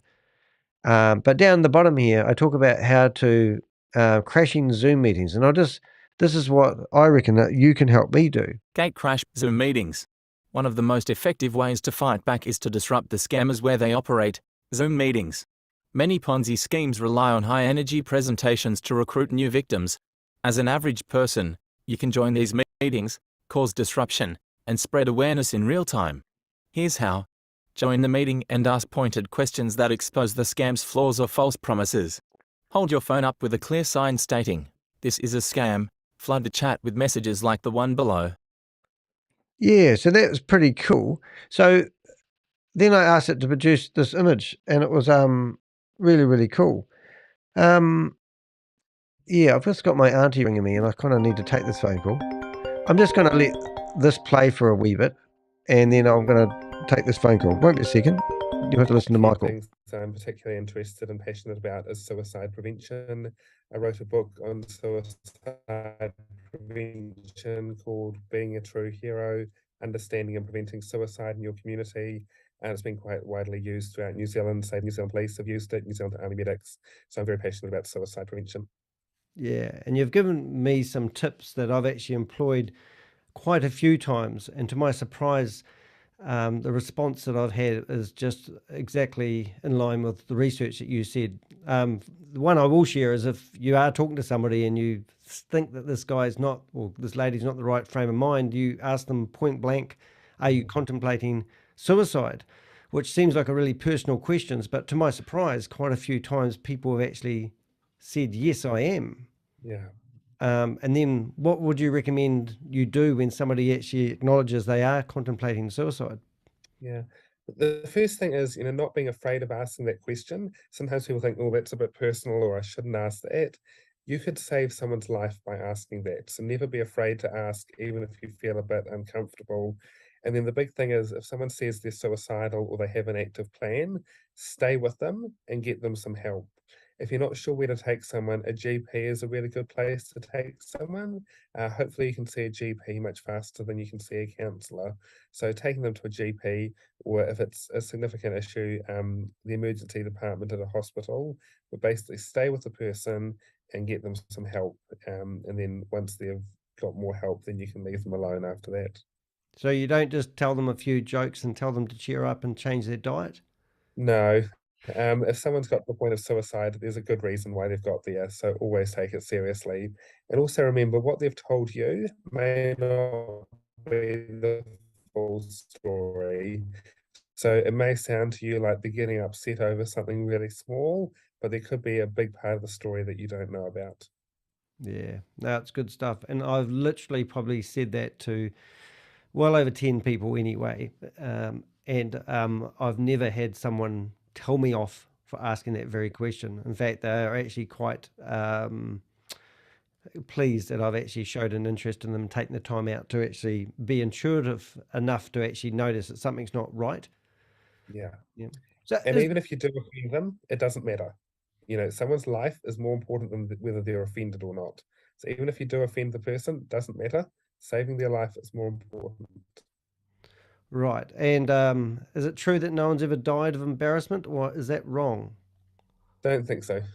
No, but yeah, so that's cool. All right, so the reason why I wanted you to come on is because I've been getting involved in, busting these Ponzi schemes, and I've started interviewing quite a few people that have lost a lot of money. And two of the people that I have actually asked, I employed that question, do they feel suicidal? And they've actually said, yes, I have had suicidal thoughts. And because I'm doing it over Zoom and they're in other countries, I feel like I'm a little bit helpless. And also, staying in touch with everyone is quite hard work. So I thought I'd bring you on because a lot of people, what I've noticed, have been, they don't want to come on Zoom and they don't want to broadcast to the world. They're embarrassed they've lost their money and all different other reasons. So I thought if people are watching this video and they have lost their money and they are feeling really low, then I'd like to be able to give them some advice, or I want you to give them some advice of things they could practically do, and maybe the mentality behind people that get involved in these get-rich-quick opportunities, because money is a thing that we all strive after, and when we have it taken away from us in a hurry, right. it can obviously... Anyway, if you want to watch that video, I just had an amazing phone call, and I can't even tell you anything about it. Nothing to do with scams. But let's just say the Jehovah's Witness organization is a religion that just keeps giving. But I had to take that phone call. It's interesting. And when I took that phone call, I didn't know whether it was a phone call about someone, well, it was about my mother. And I didn't know whether it was a phone call about the fact that she had passed away or not. So that's why I stopped and took a breather and took that phone call, because that person never rings me. And they've rung me. And I'm thinking, oh my goodness, my mum's finally passed away, but she's not. So that was good. But any truth, the religion just said something really horrible to me. And they were going on about the fact that I can't even tell you what it is, but it's just a horrible religion. Never get involved with the Jehovah's Witnesses or a religious cult or a Ponzi scheme. I'm just sort of saying. Yeah, it's just a cruel religion. It's just so cruel. I mean, I've been out of this religion since the age of 23. I'm now 54 years of age, 31 years. And I can get a phone call like that. It upsets me about some cruelness of some people. And they're not even being cruel. They're just telling me that they still want me to live by the rules of the religion. And I'm absolutely over it. And this is part of my thing about these Ponzi schemes. I'm not a friggin' YouTuber that just wants clicks. I'm somebody who wants to make a change. And I do believe I'm in a position where I can make a huge change, if not stop these Ponzi schemes. I mean, Ponzi schemes have been around for ages. But imagine that if I'm the Elon Musk of fighting Ponzi schemes and I actually managed to crack this one. I'm that confident that I can do this. I believe that if I get enough publicity and I can get in front of the TV screens, that I could present a case to the world showing the criminal activity that's going on here and how people think they're investing in. These are called investment schemes, investment opportunities with crypto. Crypto is not bad. I quite like crypto at the moment. I've got a Pulse coin. My Pulse coin was given to me at $160 New Zealand. Today, the Pulse coin is worth, oh my God, it is worth $1,300. One Pulse token is worth $1,300. Now, the guys that gave that to me, that is just incredible. So I'm going to show you something really amazing. So this is, now, I'm going to show you two things that are really amazing. One's a bit of a crack up, to be honest. The first one is a token that somebody called Quentin Bradley has decided to promote. And the second one is a Pulse token. Now, I don't know anything about crypto, but somebody so much believed that the Pulse token is that amazing that they gave me one. It was worth $160. That's very generous. It went down over the next 6 weeks to, I think, 80 cents. So I thought, oh my goodness, I've jinxed it. So the first one we're going to look at, oh my goodness. So even Get Fit, everything's climbing at the moment like a mofo, right? So Get Fit was listed over $100 and now it's back to $21. It went down to $10 the other day and it seems like they're manipulating. So I wrote a whole blog about Get Fit. Now, if you are a Get Fit mining person and you think you know about Get Fit and you want to know the hardcore facts, I did a whole video about that just the other day. And not to get distracted from what I'm doing here. However, you need to wake up and realize how these companies operate. Now, I don't know how these companies do their pumping and dumping, but I have seen companies buying and selling their own tokens to get the liquidity out for the day to give it a false sense of illusion. So we did this whole video because this idiot here, which is Quentin Bradley, basically looked at the growth of Get Fit going from $10.30 to $25 in a 48-hour period. And he did this video basically saying that, do you looking like a scam now? And I go, no, it is a scam. But if you go here, you can read the whole uncut version of this video. But in here, there's an amazing blog telling you about why you would never, ever invest in Get Fit. Now, if the Get Fit is that fantastic, then you would have to ask the question is, why is it not climbing in value when everything else is taking off? So let's go and have a look at this. This is the Pulse token that I got given that went down to $82 last time I looked. And now, and it even has gone up to, it's gone up to $1,464. Now, this is in the last 24 hours. If we went over the last 7 days, look at this. Over the last month, look at that. And it got to an all-time high, if I can get my mouth in the right area, of $1,450. So right now, as I look at my phone, it's telling me it's gone down to $1,300. Isn't that incredible?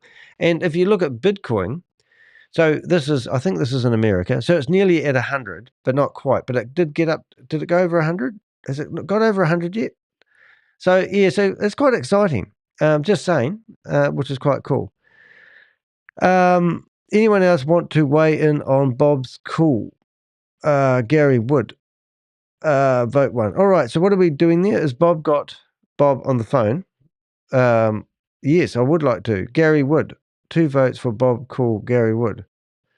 Should we try and ring Gary Wood again, shall we? Is that what you're saying, guys? I'll just go back to our video here. Now, Gary Wood, we did a video on him yesterday. And I must admit, it was probably one of my best videos. And it's kind of why I'm doing this video. Because Gary Wood is a money laundering guy who we exposed fully yesterday by playing a video of him showing people how to do money laundering. And it was actually eye-watering. So we could actually ring up him if you want me to. Is that what we're doing? Anyone else want to weigh in Bob's call? So Bob, have you rung him and you've got a recording? Is that what you're saying? Let's have a look. Bring that up and see what you've got. Move quest, getting fit. Move quest, getting fit. 10 days rewards with. So what am I looking at here? Anyone? Should Susie, have you got the link? And what I'll do is I'll bring up my phone, which will take me a couple of seconds to do. And while we're doing that, we'll actually go to that video and we'll actually show you the money laundering video because it was actually quite horrific. And hopefully that sound will come through on that too. Danny, cool. Okay. Right. So let's just go the Crypto Ponzi Scheme Avenger. I'm going to open the video. And what, if you don't know, I think what I did to make it easier for everyone, I'm here to name and shame anyone. Now, I'm going to go back to my videos because I do want to go through and do it a lot, but let's have a commercial break. It would be unfair to have the modern world because this isn't one of a kind. This is actually the same as every other Ponzi scheme or scam. This is a video you don't get every day. Right. And this will fully condemn Gary Wood. Hey everybody. Here you go. Watch this for a bit while I get my phone set up. This is Gary Wood, again coming in from Lake Tahoe today. Today is August 1st. I'm doing several Smart Lab short videos to help our team get through everything and understand it simply. Have it so it's a place you can send all your new people to understand any questions they have. This particular one is going to be on how to make a withdrawal from the back office. Okay, so I'm just going to cut to the chase and we're going to go here and I'm going to scroll. I'm going to log out of my spot. I'm going to take it from the very beginning and let's log into my spot, which is called Sportsmaster. 9167 is the CAPTCHA. Log in. So now what we're going to do is take a withdrawal. Okay, so let's go to wallet. Just well, we'll pause it there. You notice that there's a wee I next to the XXX. Total earnings, he's taken that out, which is quite interesting. It's got this week's STP. I don't know what that means, but there's $2,500. We have heard people who are promoting trades networks making up to $40,000 a day. So these guys are certainly, we know how they've managed to buy themselves a beautiful wood cabin, so to speak. And that's the third one over, wallet, withdrawal. Alrighty. Now, again, as I show you this, remember there's a 5% withdrawal fee, and you can avoid that by simply selling your commissions to your downline. So say, for example, I recruit... so you hear what he said? Selling your commissions to the downline. Just filter on those words. Mike, and Mike wants to buy this $18,630. As long as I have $18,630 in my wallet, which I have more than that right now, so I can send him this. I can send him $18,630. All right, so that's Gary Wood, and I'm going to ring him now, and I'm going to put him on video as well. Let's do this right. I've got the phone up on the ear, so you can see me here.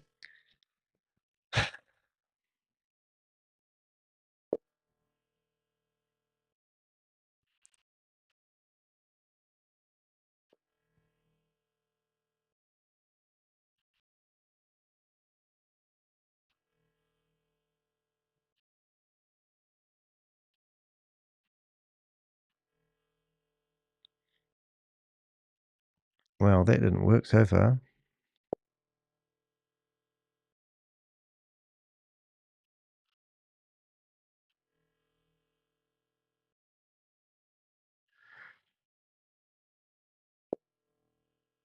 Okay, so that's me trying to ring up Gary, and now I'm going to go to what seems like Susie has got me the link, or Bob has got me the link. I'll have a look.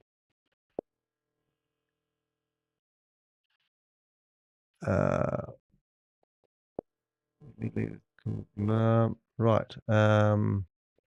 Is it in our main chat room? Just trying to catch up here, guys.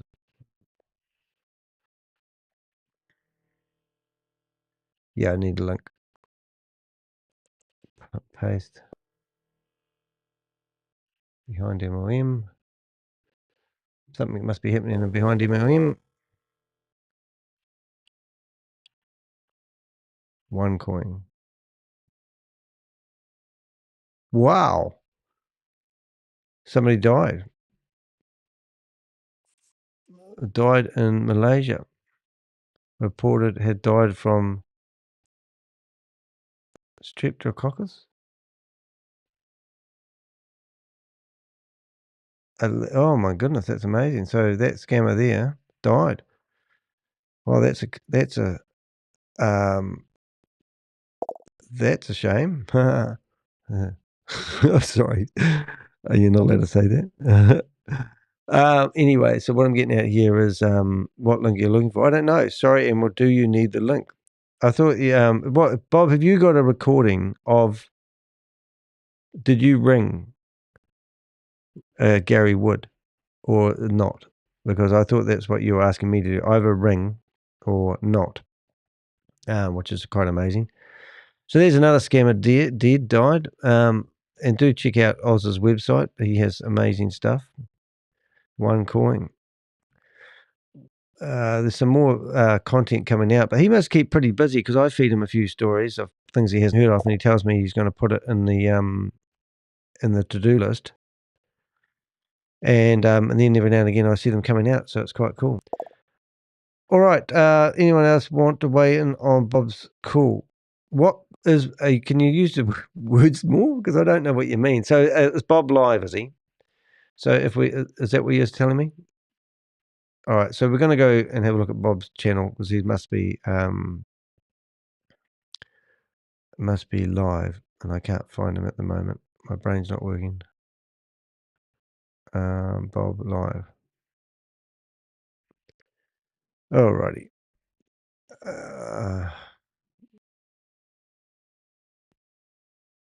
Bob's not live. An hour ago. A month ago. 2 days ago. Let's just have a look at lives. Okay, I'm trying to catch up with the chat conversation here. No, we were taking a poll. Who should Bob call? No, we're two different conversations going on here. Beginning of a bull run. So I'm very excited to be presenting for you. So my name's Joe. He's in the beginning of a bull run. These guys wouldn't know a bull run, but bit them in the ass. Anyway, I'm going to carry on. If you guys want to do something and you've got something you want to play, let me know. But I do want to carry on. We had a few just interesting things happen there. Gary Wood, as we said, he's certainly an interesting guy that has actually showed his people in his community how to do money laundering yesterday. Just to reiterate, that's the video of him actually showing people how to do money laundering. It's on my latest videos. I'm just going to shut down some of these tabs because I'll get a bit of crackle. Hyperverse, hyperrefund.net. Check that out if you want to. Let's go through. This is KK Park in Myanmar. I'm saying that right. And I think that's northern Thailand. I'm not exactly sure. It's on the border of Thailand and somewhere else, which is absolutely shocking. We talked about these guys that claim they can get your crypto back. If anyone claims that they can get your crypto back, you need to punch them in the face as hard as you can and run like 100 miles an hour. They're just bullshitting you. If anyone claims they're doing a lawsuit, now look at this here. This is great. This is Get Fit Mining. And we're just going to have a look at the last day's activity. And you notice it's sort of all these sudden greens. What do you think that is? Do you think it's somebody trying to prop this up? It's manipulation. Do check out the blog I wrote about it. But at the moment, I am amazed by Pulse Token, which was gifted to me, and now it's made me over $1,000 if I was to cash in. I'm too scared to cash in. I've got to keep my Pulse Token to be loyal to the people that gave it to me. And crypto's going off, so that's pretty cool. Alrighty. It is tempting to open up a whole lot of Zoom meetings, but I want to carry on going through some of the videos and the archaic information I have. It's good for me to have a look at this one day when I'm an old man. Who is Mr. H? Now I spent all day long doing a video. I would have spent 10 hours putting together all the Mr. H videos that I could find. And I was showing people that there was not one Mr. H. They were using 3 or 4 different Mr. H's. Since I've done that video, I have been given the production team's contact details, the company behind it all, which is really amazing. Yes, I reckon Bob should call. Bob should come on my phone now and be on my phone and do a prank phone call and ring Gary, because Gary's obviously blocked my number. So if any of the Avengers want to be on the phone right now, they can. All you need to do is do a group phone call. And what I will do is I will actually do a group phone call, and Bob, you can come on and do a phone call. We can listen to you. That sounds like I'm boring people. That's all so exciting. But if you want to do a Avenger call, phone's all ready to go. What else did I do? Yeah, so we did lots of videos on Super One. We found another guy that came forward. He lost $100,000 to the Ponzi scheme and scams. He was somebody famous, so he didn't want to tell his name. This is a problem I do have. A lot of people don't want to put their name behind their losses of money, simply because Burma. Myanmar used to be called Burma. Not a great place at the moment. Oh, that's interesting. Yeah, no, it's good stuff, mate. All right, so where do we get? And then we got cash market bull. Now, that's the first time I really heard of anything to do with Jan Gregory. Now, that was really interesting because Jan Gregory said, I got a message from Anne, a lovely lady friend of mine who's been involved in Hyperverse and has been trying to help us with information and dob people in as much as you can. Hey, Danny, you should sign up. They're giving away $500. Why wouldn't you sign up on this platform and get given $500? So I said, no, I'm not into it. She said, no, you got to do it. You got to do it. You got to do it. Still didn't do it. Didn't sign up. But anyway, coin market bull scam was ran by Jan Gregory. And it's the first time I actually met this Jan Gregory guy. He's since been fined by the Alberta Security Commission for $165,000. And they literally have phoned me up. And now we have a speed dial number if you really want to know. Phoned me up asking me for his address. The trick was, once you signed up, then they announced that to get paid the $500, you needed to refer $5,000 worth of people to come in and sign up on the platform. Then they would give you, so it was a 10% multi-level marketing opportunity where you're going to get 10% if you scammed $5,000 worth of money into the platform. That there was actually an amazing video because, you can actually see it just popped up. That guy there that just popped up was actually a fake CEO. We found a real photo on a LinkedIn profile. I mean, this is how stupid these scams started to get. Then we had what I call the blurry fish, suckerfish lady. And that's the lady that when I put her on the internet, she complained and Google said you needed to blur her face. And it took me hours. So then every time I did a video going forward, and these are some of the videos that I put back on the internet after I got taken off to protect my channel. But I used to blur her face. And my story is I blur her face before I put the video on. And then I used to tell people, how can this lady go about promoting Hyperverse and telling everyone that they need to be true believers of Hyperverse and stop moaning and bitching, and she won't even put her face in the front of the camera? Then people started going, oh, that's terrible. She's a shocker, such a laugh. And then we have Brenda Chunga. She brought in $640,000 for Hyperverse under the wing of Keith Williams and Kalpesh Patel. So I did videos about her, and these are re-release videos, which never got the traction they did originally. So these videos used to get 5,000 people looking at them, and this one here I put back on the internet, 87. This one here, 406, because I got Brenda Chunga, and this only got traction because Brenda Chunga got arrested, and her name's Mud, and if you search for her, you'll find that video. Then we had people like Kalpesh, but no, we didn't. We had people like Pinnaky and Doomsday. He used to give these speeches to people, telling people how the whole world was going to end. And if you didn't invest in the Ponzi scheme, you were showing no faith to the bigger project where the world's going to be saved. And he showed you some amazing stuff. 73 people have looked at that video since I re-released it. Hyperverse, congratulations to Keith Williams, been made the global sales representative for Hypernation. And that's where Keith Williams came out and said that he's now the head cheese for Hypernation. And he's not going to have anything to do with Hyperverse, where everyone lost their money. Then I did this video on who's really behind Hypernation. and we showed videos of people endorsing Hyperverse at the time. Quite a good video. 750 people looked at that. Leadership meetings. We used to have people like Tracy, who's a truck driver guy, who's still involved in Hyperverse. What else we got? The meth capital. Oh, I didn't know that. How do you know that? So Myanmar, am I saying that wrong? Myanmar is actually the meth capital of the world. So it's full of corruption. It's absolutely crazy. These trucks that are going around are all sign written. So you've got a human trafficking compound in Myanmar, and they've got branded trucks and concrete plants with the branding all over it. So they're not even hiding what they're doing. It's just absolutely amazing. Some of the real good videos I talked about this one yesterday, 4 billion Hyperverse scam. I will stand by that until I die, that it's a $4 billion scam. Because why it's a $1.9 billion scam is, let's say I invest $1,000 into Hyperverse, 52% of that money went back to the affiliate marketers. The affiliate marketers could take out that money in real time or buy new packages of their own. And actually, that means that 48% of $4 billion is left, which is $1.9 billion. Get it?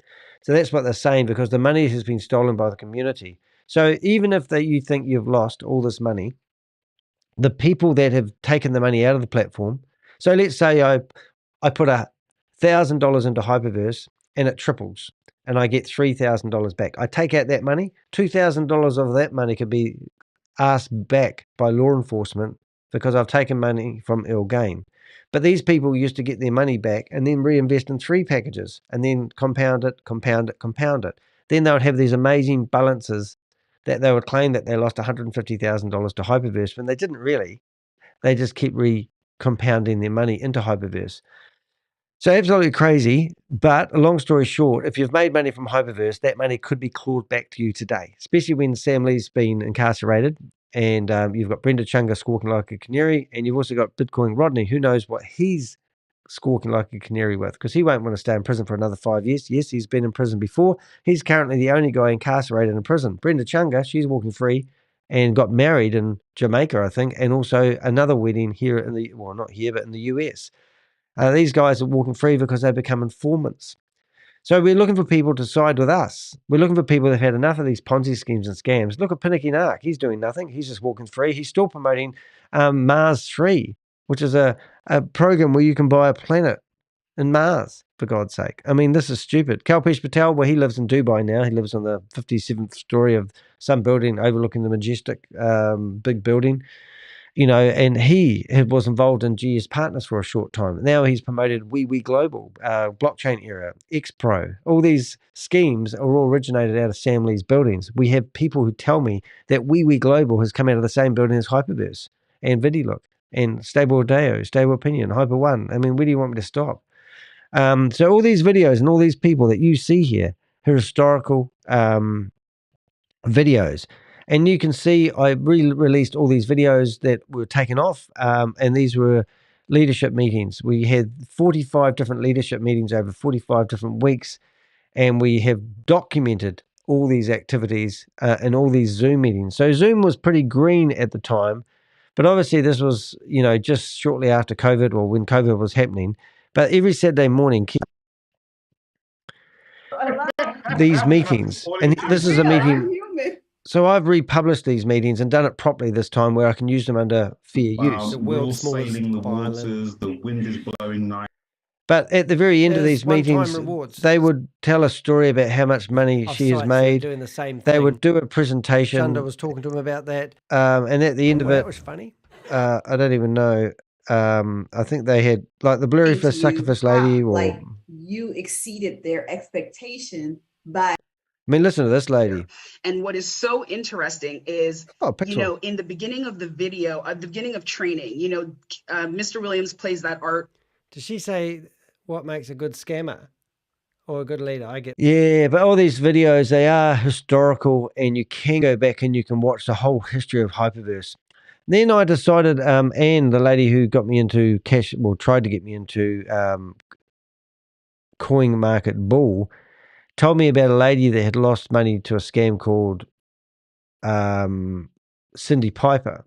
So I interviewed Cindy Piper and another guy called, can't remember his name.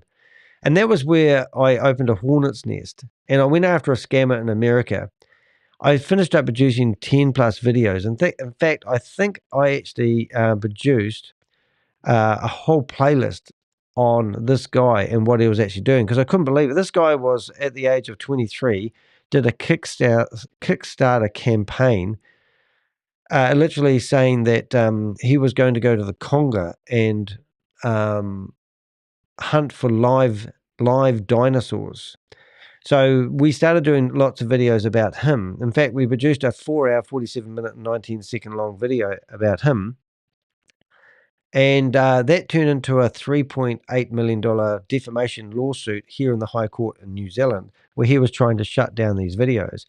Ironically, since the court case had finished and he filed a discontinuance after refusing to pay for security for costs, we haven't seen him anymore. But he alleged things like, I went over to America, I used a sledgehammer to bash in his mother's front door, I was stalking people, all sorts of amazing things. He actually paid off the people that were on my side, and they literally turned on me, and it was just amazing. It in itself would make an amazing Netflix documentary. But that there is how I often say to people, I was in the New Zealand High Court last year. Somebody was trying to sue me for $3.8 million, and that was the start of all the videos. If it did go to the High Court and they didn't file a discontinuance an hour and a half before the High Court judge opened the paperwork, the jury would have had to sit there and watch 10 hours of my videos. But my lawyers were the best defamation lawyers in New Zealand, and I shit you not, they are. They said that my video actually fully exposed him as a scammer, and there'd be no defamation case. But rather than wasting the court's time and money, we wanted him to put $150,000 into a coffer so that he could pay my legal fees if he didn't win. And that's what it turned into. So I learned a lot about the law system at the time. Apollo Africa was associated with Stephen Reese Lewis and also Pinicky Nark, and another guy called Vivian O'Mckaley. I can't say his name right, but he has popped up recently with his own Ponzi scheme. So these guys, the circle of people that are associated with these Ponzi schemes and scams isn't that big. And this is why I've started putting everything into a database. So if you don't know about me in my database, which I will actually just hide for a second, because sometimes when I open that database, it opens and incriminates somebody who is a whistleblower. So if you want to become a whistleblower, you have leads, contacts, and people that you know have been running these Ponzi schemes, reach out to the Crypto Ponzi Scheme Avenger or any of the Avengers, join our WhatsApp groups, and reach out to us and share your intel with us. No information is too small. Now, here is my persons of interest. I currently have over 300 people in my persons of interest. This here photo was given to the IRS, Homeland Security, and the FBI, and the head criminal investigator who were asking me for evidence about Bitcoin Rodney, and I had a video that they had not seen showing that he was connected to Hyperverse. While I was doing that video, I showed them my top 10 most wanted, and these are not all individuals. Some of them are husband and wife teams.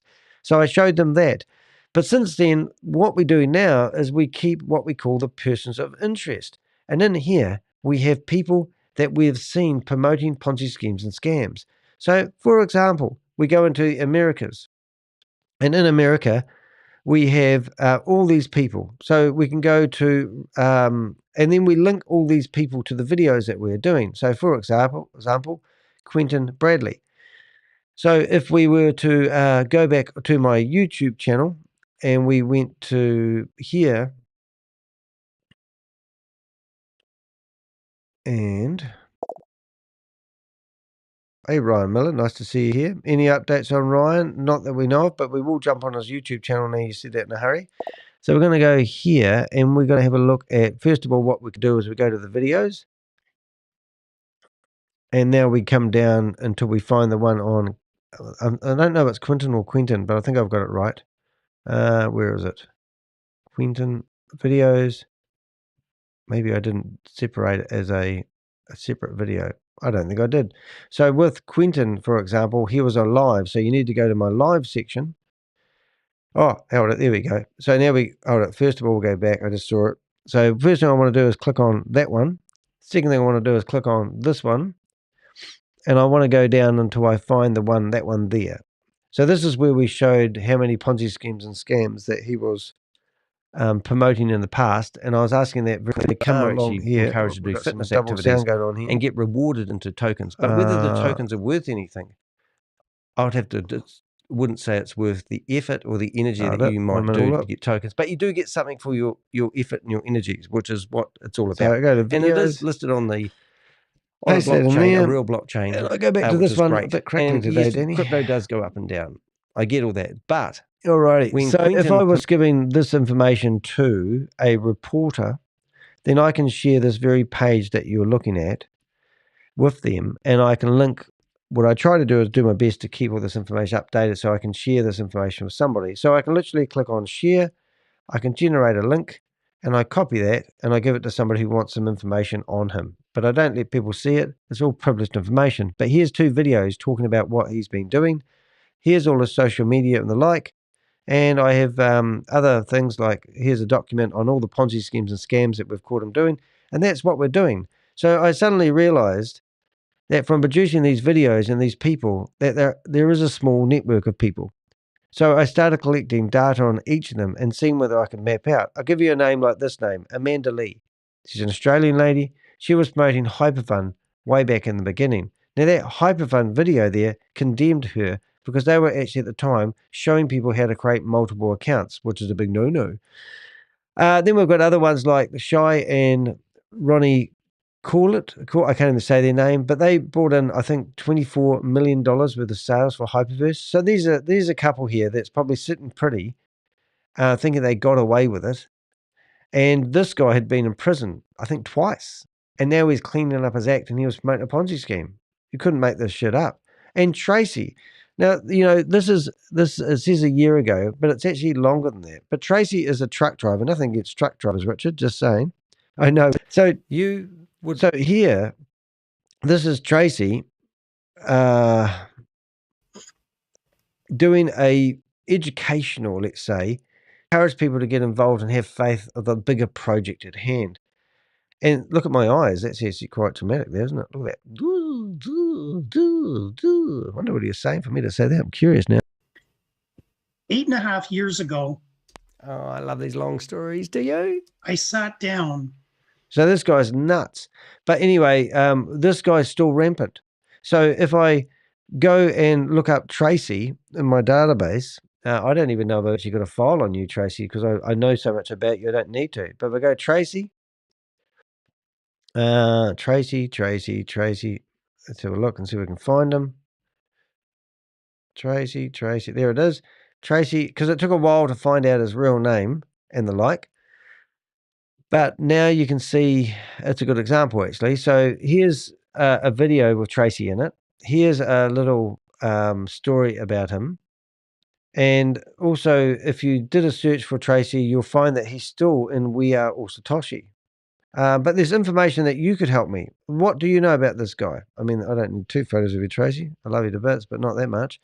But what do you know about Tracy? I'd love to have his phone number. I'd love to give him a ring. If you've got Tracy's phone number and you know him and you know he's a scammer and he's been promoting Ponzi schemes and scams, please let me know.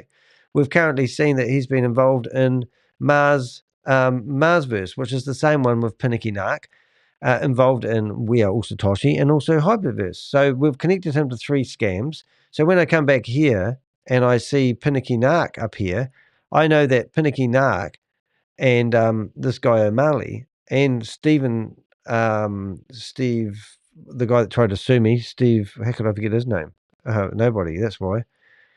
Steve McCullum, they're all connected. And that's how we find these criminal networks aren't that large. Now, a couple of other people here, we've got Des Amy. So Des Amy has been in the UK Mirror. He was involved in Hyperverse. He's just tried to relaunch himself with his Millionaire Club, and they've shut down that club. And also, he used to taunt me and send me messages on WhatsApp. And I did amazing stories on him. I remember the worst one I've ever done. I think I lost my voice. I have to have a listen to this. This is me, I say I spend 70 or 80 hours a week doing these. I think this was me with my worst voice ever. But me. And I thought, wow, he's done quite a lot of videos. And he's done a lot of training, teaching people how to buy and sell on the Forex market, which is interesting. But I'll show you more about his YouTube channel in a minute. So what I did is he had a meeting with.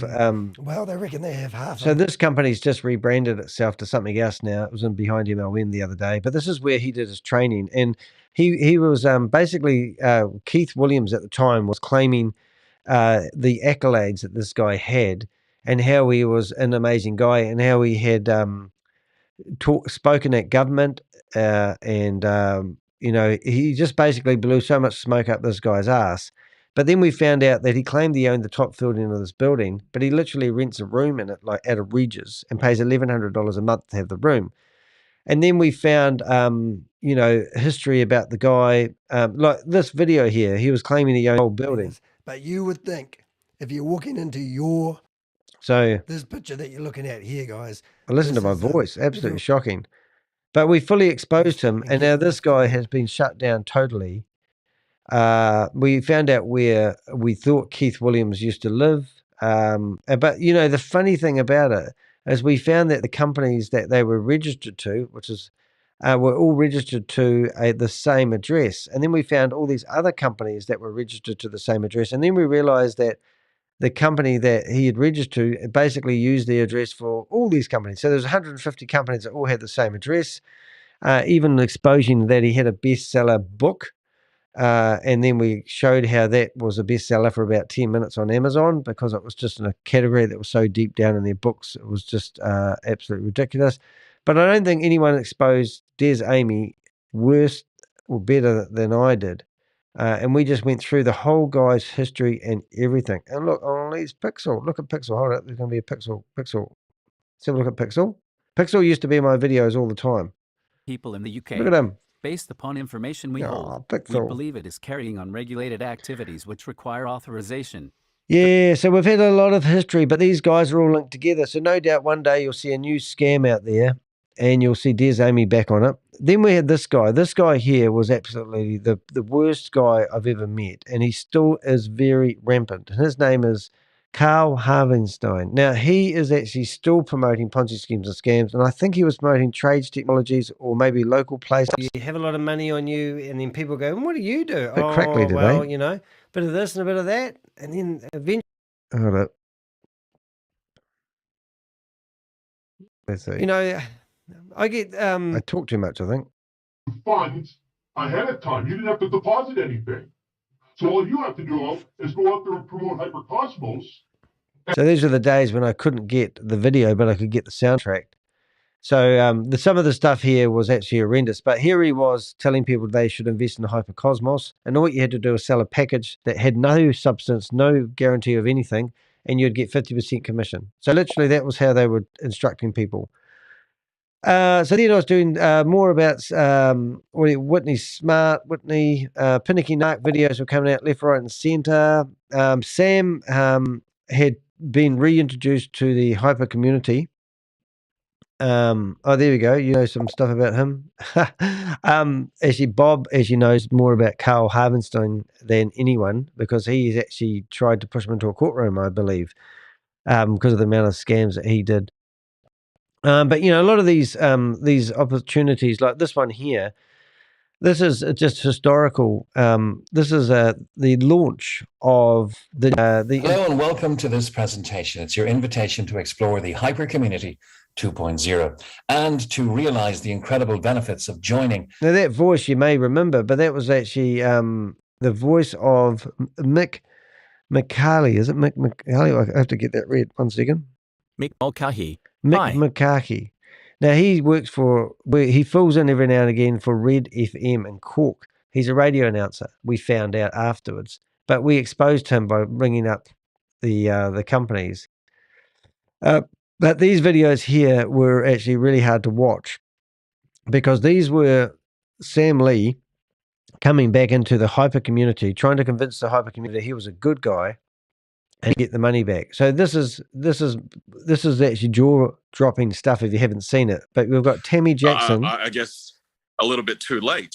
But the thing is, I needed to let this process play out, because unfortunately, you know, that's what happens when you trust when you trust business partners that have been with you for so long, you know. So that's what he's trying to tell people there is Ryan Jew shafted him and all this sort of carry on. It's just bullshit on bullshit. But hey, why is Tammy Jackson allowed to walk around America free, not locked up? You've also got Jackie Holmes, I think her name was. Her name's a bit square. These are people that spent every Saturday morning trying to preach and teach people how to get involved in hyperverse. These people ran away with the money, and now it needs to be clawed back by the lawyers. But look, you'll learn a lot by going through those videos. I'm just giving you a sneak preview. Then they said they were going to do a petition to go and do a lawsuit against Hyperverse, and that was the dumbest thing I ever heard.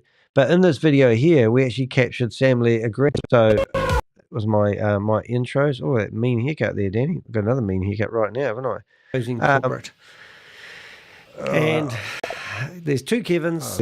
Yeah, but a lot of the information that we got by giving out the information that we had continue the way it was. That's not going to work. By giving out the information that we had at hand at the time actually led to more information. And some of the videos I had were maybe at the time inaccurate, but half pie going with what you know, hoping that you're right. Yeah. So this big video I did on Steve McCullough only ever got 1,300 views. Then I broke that video into smorgasbord style pieces, which is actually quite cool. And then we relaunched them as versions part 1 and 2. Then we started getting involved with Wee Global, Lilo Pay. Now the guy from Lilo Pay has been trying to clean his good name with me, and he's telling me that if I don't remove his name off this video, that he's going to sue me with everything now. And I've told him to go take a running, a long walk on a short pier. But I mean, when you look at this now, I've had to. This is the Crypto So the guy in the Ponzi Scheme background Avenger. behind my head, which you can see now, is the guy that was basically the CEO of Lilo Pay. And in this video here, it talks about how that company is an integral part of what Wee Global became. And these videos are historically condemning, but they do outline. Now, this company here was theoretically operating out of the same building that Sam Lee was operated out of, and it's rebranded itself 4 times since I've known it. So it's gone from Wee Global to the blockchain era to, I think it was called X Pro. Now it's called X Pro, but it was called, I can't even remember how it's spelled, but it was like ZERO, zero, like X Pro, I can't remember. But anyway, rebranded themselves 4 times. So these videos are showing people who used to be promoting Hyperverse, Hypertech, all those ones.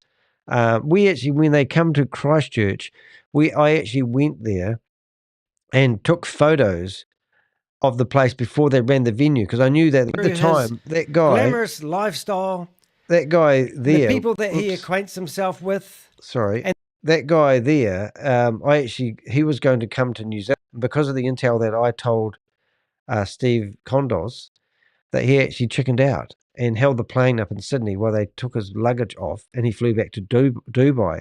But that was because they were going to hold a seminar here in Christchurch, and they managed to run the seminar, but they closed the next 2 seminars down. But I did my darndest, and I rang every hotel that was hosting the event and told them that they're hosting a scam event, and I would do my utmost to name and shame them if they continued to host the event, because this is an illegal Ponzi scheme. What happened is they turned up with the newspapers, and here's all the multi-level marketing side of it, and the same drama. But these guys are ballsy enough to think they have a right to go in there and do that. And also, obviously, we had the warnings from the FMA. But hey, this company, what happened? 3 months later, they come back to Christchurch, promoting Lilo Pay. So the CEO of Lilo Pay thinks he's innocent, and he was just paid off, and now he wants me to remove his name. They call themselves the blockchain era, and they have all these websites which I'm guessing don't exist anymore. Let's just chuck one of those in there for the sheer hell of it. Summer, my favorite time of the year. Should we bring up summer? I'm not allowed to bring up May, some of you. And here we go. So this is still going, still live. No, we're thrilled to inform you that it has evolved into a new platform. So now we just go from one to the other. And they just keep going, continuing. Now, why can't we shut down domain names? Welcome to the future of Web3 and decentralized applications. And here we go, the same stupid computers that are claiming that we're going to do cloud minting. And now we've got them doing it on a USB drive or on your watch. You can mine for crypto on your watch. Did you know that? That's what Jan Grieger was promoting a few months ago. So these computers here, if you went back to WeWe Global, you will find that it's the same shit, different day. It just goes on and on and on. So that's why I like to document everything on here. So then we had the relaunch of Hypernation. I'm not sure if that was a video I put back. We've got Sam Lee being interviewed by a guy that was claiming to do a lawsuit. Everyone got excited. So I did a video about that. And that's another stupid thing. I mean, this video here was showing that Sam Lee, that I was previously demonstrated honesty and integrity. I have a copious amount of evidence on all their activities. Many people, unfortunately, did not have sound financial advice. I have happy life until all of this happened. I do miss Sam. I'll just say that. Yeah, so, you know, we've got all these videos sort of showing what happened. Then I did a video about K-Metals, 1.6, looked at that one. I've done WeWe Global. Obviously, I just talked about that and showed you the computers, but if you go in there, you'll see there. Steve Kondos, he's a guy that has promoted serial Ponzi scheme. He's a serial Ponzi scheme promoter. And in that video, I show that this guy hadn't paid his taxes for the last 3 years. He flies back and forth to Dubai like it's a morning commute to work. I've tried using shock tactics. Dubai royal family, they alleged that they are involved with WeWe Global, and that's because they have this thing called Protocol 8. Protocol 8 is a company that invests in everything in the world and has its fingers in many pies. Let's call it a diverse portfolio of investments. And because one of those had invested in WeWe Global, they claim that the royal family was backing their venture. You know, it just gets crazy. Here's a video about me leaving a religious cult. Oh, no, I've done it again. So I've just clicked on the button again. I've got to be careful not to click. So I'm just going to go back. Oh, that's going to be painful.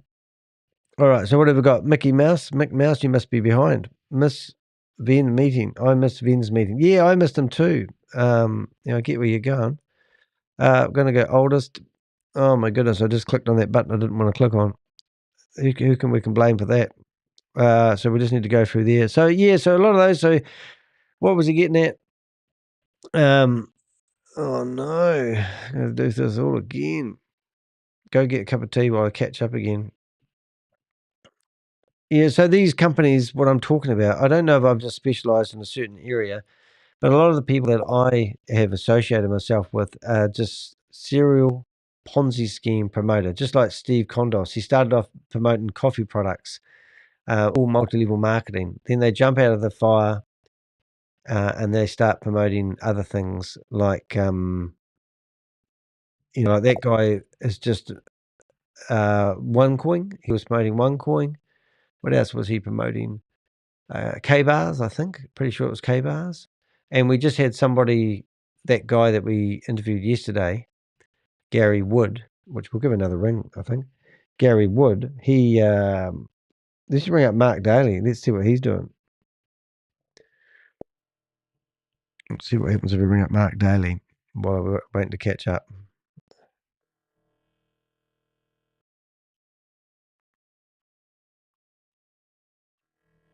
There we go. That's me. We'll catch up with that.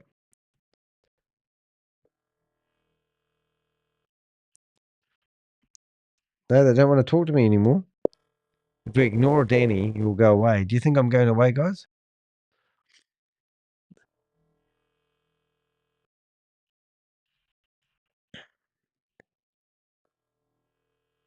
Keep on ringing. No. Okay, so let's end that and let's ring up our other friend. What's it, Gary Wood? Now, why wouldn't Gary talk to me, I wonder?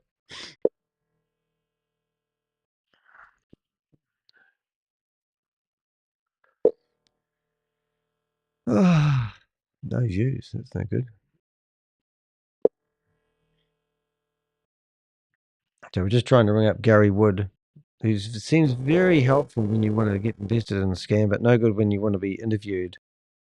So, whereabouts still cracks. What's the whereabouts still cracks me up? That wheelbarrow still cracks me up. Do you remember when you talked to Sam in the Ben meeting? Yes, I do. I do honestly have some really fond memories of chasing down Sam Lee. And the majority of this interview will actually be about Sam Lee. And, you know, I've gone into meetings before and turned my camera on and asked Sam Lee questions, and he won't answer me. I've never actually talked to Sam Lee. However, I have had 3-hour text conversations with him and the like, which is quite how it goes. Oh, Gary, come on, answer your phone. Don't be a wimp. He won't want to talk to me. Right, what are we up to now? Are we back to where we were? Oh, no, we're still doing Michael Dempsey stuff. Now we're ground floor cafe. Oh, did we just go back? Oh my goodness, I think we just went back to the start. Please tell me we didn't go back to the start. Anyway, while that's kind of trying to load, I think we just did. I don't think it liked doing what it did. We're going to go back. So where were we up to? We're up to Sam Lee. So where did it go from Sam Lee? Well, we haven't got up to the Shava stuff yet. But do you imagine if I had $1 for every one of these videos that I've done, I'd be rich. I would have $1,700. No, I wouldn't be rich, would I? But you can see there's numerous videos on my YouTube channel.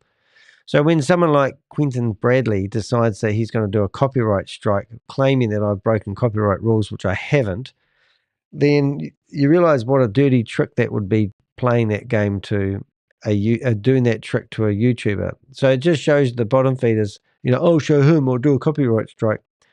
If you want to, I could tell you how to take down his YouTube channel, but that would be unethical. But it certainly wouldn't be undoable. So you got to be careful, though, don't you? Because karma's a bitch. What am I trying to do here? I'm trying to wait for these to load, and they don't want to load. Oh, here we go. Wait for those pictures to load. 12 questions. Now, you might have seen that 12 question things come up. I used to run a business networking company, and I used to have people who used to do a 15-minute presentation in the meetings in the mornings. And often I'd turn up at these venues, and on the way there, the person that was doing the presentation goes, oh, sorry, I can't make it today. I've got to do some work instead. So I come up with what I call 12 questions. And I'd literally, that's not looking good. And I'd literally have these questions on the back of a business card. And I'd just ask random questions to random people. And that's why you see all those black pictures there. It worked out really, really well. Okay, we're getting back there, guys. Go get a cup of tea. I think I hear the coffee machine. Things are looking better. Am I going around in circles here? Or something not happening? Sort of, right, really, come on. Why can't I just get these? I feel like I'm scrolling the same place. It's kind of like delusional. I've been here before. The Belt, Unicamp, ex-Jehovah's Witness. It's one thing I probably regret most about my life and my journey as an ex-Jehovah's Witness is the detrimental effects it still has on my life, even if I want to pretend it doesn't have any effect on my life. I'm trapped because it does. Yeah, so somebody wants to desperately meet me, but they don't want to meet me in my house because I'm not married. Can you imagine saying that to somebody? I'll just let that catch up for a bit. So that's what the phone call was about just before. So because I'm not married, they don't want to meet in my house. All right? So they want to meet in a cafe. So then I said, oh, do you want my partner to come along as well? Which I've been with for 7 years. And they go, oh, probably not. Small steps. And I go, okay, so you want to meet me because you miss me, but you don't agree with my life, even though I'm not a Jehovah's Witness. And then also, it gets worse than that because the person serving us coffee is probably living with her, somebody, you know. They're not, the rest of the world isn't. But because I know better, because I was brought up a Jehovah's Witness, and I know that living in sin is not in God's plan for his world, they don't want to meet my partner. So who gets the brunt of that? My partner. It's just crazy, isn't it? Look, that's not loading. So anyway, let's go back to here. And let's go back to shutting down some of this other crap that may be causing problems. Maybe it's that site that's sucking all my thing. I think you get the gist of it all. The live section of my website, when I started doing lives, took a lot of bravery. And if you're thinking about doing lives, thanks for listening to me, Susie. If you're thinking about doing these lives, then make a start today, because I never thought I would be able to do these lives like I did. And I've had fun doing it. And I'm not saying I'm a hero. I'm not saying I'm the best YouTuber in the world. And I'm sure I'll look back at this very video that I'm doing right now and probably cringe, because that's what you do. But I can see, some of these videos. I mean, look at the setup that I've got. This is actually not far from what I do right now. And I'm talking away. This is my life. This is what I do. This is what I'm passionate about. Yesterday, we sold a website. We sold this website. And we're going to teach somebody how to become a drop shipper. I sold this website in 48 hours. I put it online on Saturday and sold it by Monday morning. And this website is friggin' going to go off for the person that bought it. Nightlights, snoring. This one here is all because I snore at night. Helen said we should do a website called Restful. Ways that you can get a restful sleep, all around sleep. And goggles that you can wear and things you can do. It's even got, I think it's got music on this one. How about that? To help you get restful night's sleep. So we're wrapped because we sold that. Now I'm going to teach the guy probably this afternoon on how to make himself a drop shipper. So we've done quite a few of those ones. So just last week we sold, we sold one last week as well. Home lighting. We were trying to teach this guy. And he's 24 years of age. He wants to have a passive income opportunity. And we said, yep, you can build this into a passive income opportunity. And all these really cool lights that you can have these cute little lights. And you might think that's cool. And then we had another one that we called Home Edge. This one that we sold the week before. So we're doing really well with our websites at the moment. And we're teaching people how to become drop shipping. So this lady has taken this website and basically redesigned this website to her own feel, and she's catering to Christmas presents and the likes. And we're teaching them how to market themselves, how to add products, how to find suppliers, how to write blogs. And people are really, she's really embracing becoming a drop shipper. And it's really exciting, and that's how we do it. So track your order. So this is probably all connected to the tracking, and you put your tracking number in there. And there you go. You can put your order number. Isn't that cool? So a lot of information has been shared, and we're all learning from each other. And that's what I do.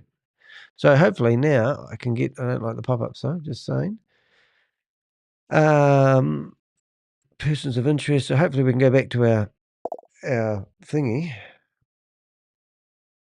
Crypto Donny's here. Now we're trying to get back to where I was going, but YouTube decide they won't let me load my my stuff for some reason. So where did we get up to? Sam Lee, wasn't it? 5 months ago, 4 years ago. I don't know how that works. Let's see if we got it. Oh yeah, we're getting closer. I think we're going back in circles here. Actually, we're trying to load all these. Hold it. We'll go here. Let's see if we can go down here. Or we'll go down to about there. See what happens there. 3 years ago. Oh my goodness. Where did we go? Why isn't this not working?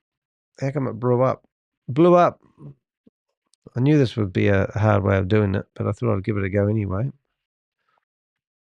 See, I've got beach balls.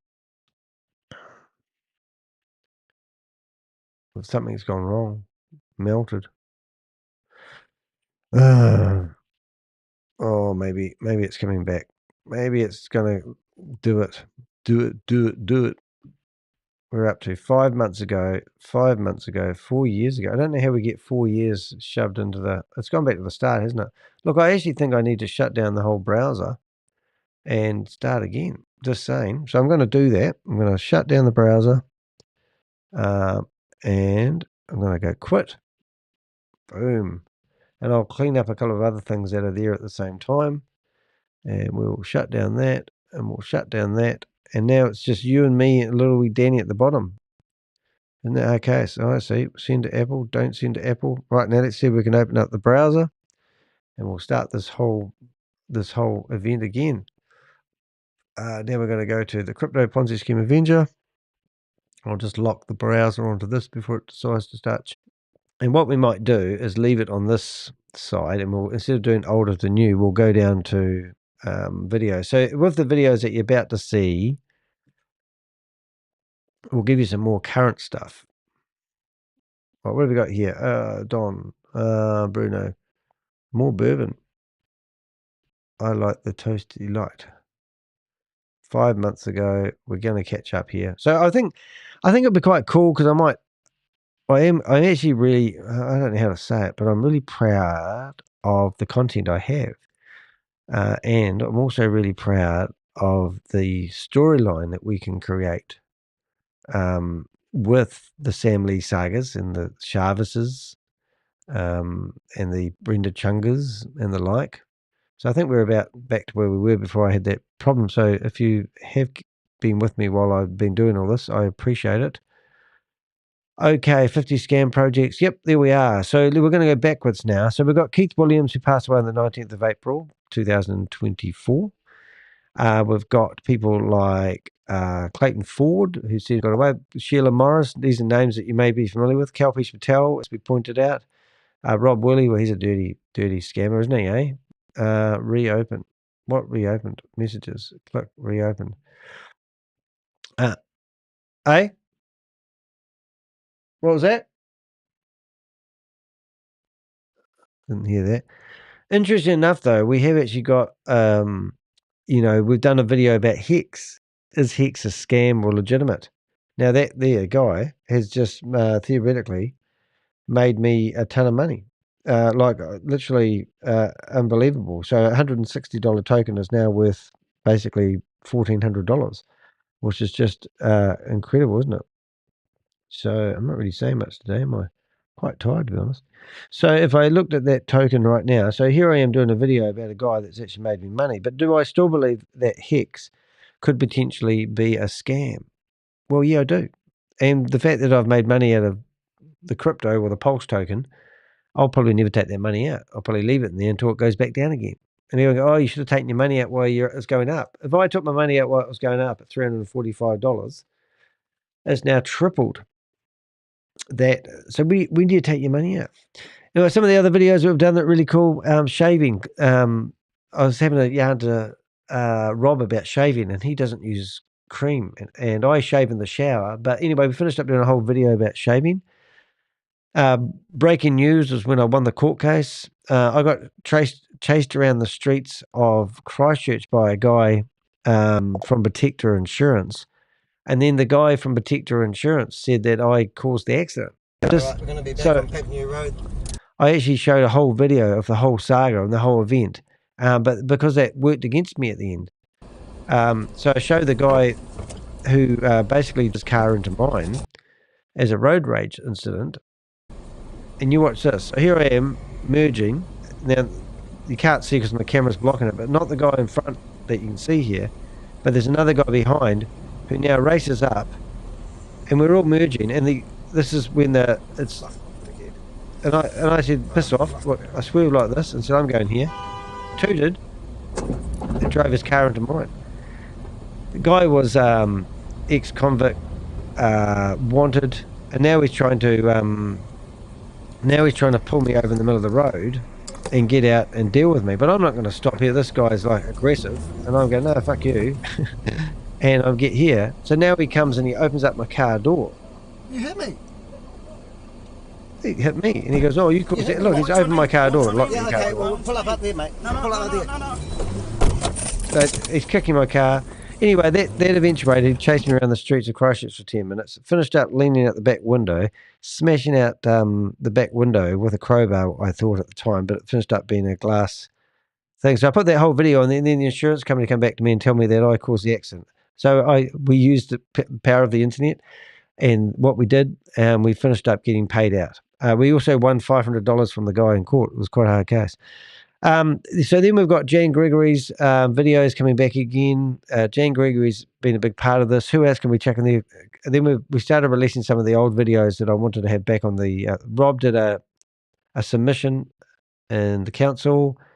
Then all the silly stuff started happening. Kate Longley's a school teacher that was trying to convince Rob and myself and my mate Jim to get involved in hyper We Are All Satoshi. Now, We Are All Satoshi had been around for a while, but I'd never really started covering it. So we did a video about that. Then Sam Lee was still the owner of the company at the moment. Richard Hart gets a lawsuit thrown at him, a $1 billion lawsuit for misappropriating funds. So I'd covered that. That video got 800 views, but the first video I did, I think actually got about 5,000 views, and everybody was messaging me saying, it's not a scam, you don't know what you're talking about. And I'm going, oh, I don't know anything.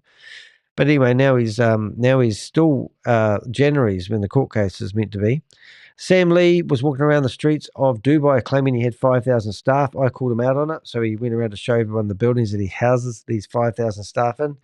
You've got Look fell over. Then we got Garrett coming out telling us that he's not the owner of it, and he proved that Sam wired him $55,000 from a wallet address that theoretically had been looted and no funds in it. So we're asking that question, how that happened. I reached 5,000 subscribers. I currently have 8,500 subscribers. If you're a YouTuber,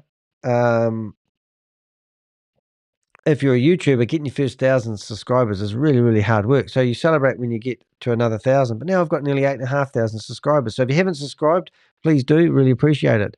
One of the most condemning videos that's got 2,000 likes, which is quite good, was this one here, where Sam admitted that they were.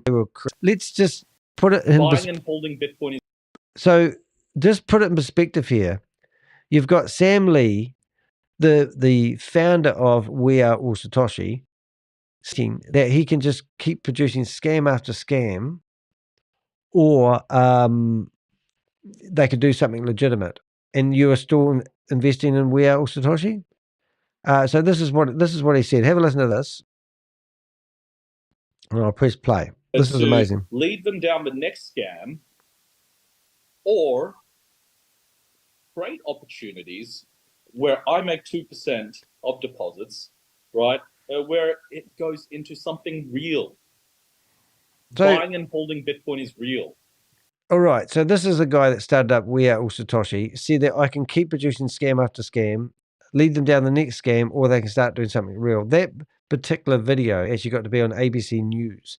And this shows you, now, if you're still part of We Are All Satoshi Clan, then what are you doing? Sam's just said, the founder of it has just told you it's a friggin' scam. That's why it's so crazy, all this sort of stuff.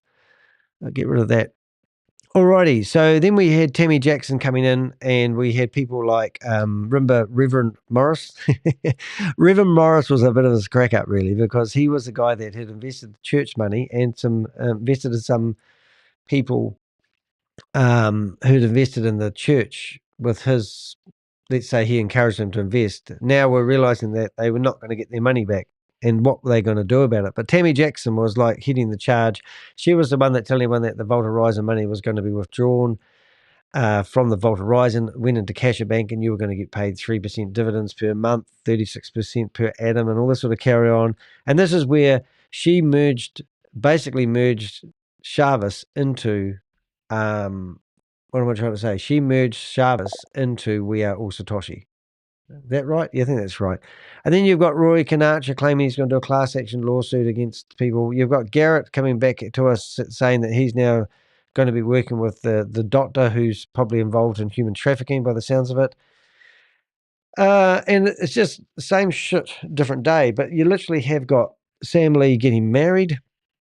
When I did that video, Sam Lee was getting married, and one of his mistresses reached out to me and started telling me that she was just going to go. He threatens me. This is where he threatens any YouTuber that wants to speak out about him. Ready? Are we recording all the chat sessions in the window? I've been doing Zooms for months and I don't know the answer to this question, so I'm trying to alarm people who are putting messages in the chat box about me. I'm going to go after them too. Good. Those who have the balls to call me a scammer, please do so on my WhatsApp. Okay. That number again, +61 433 844 199.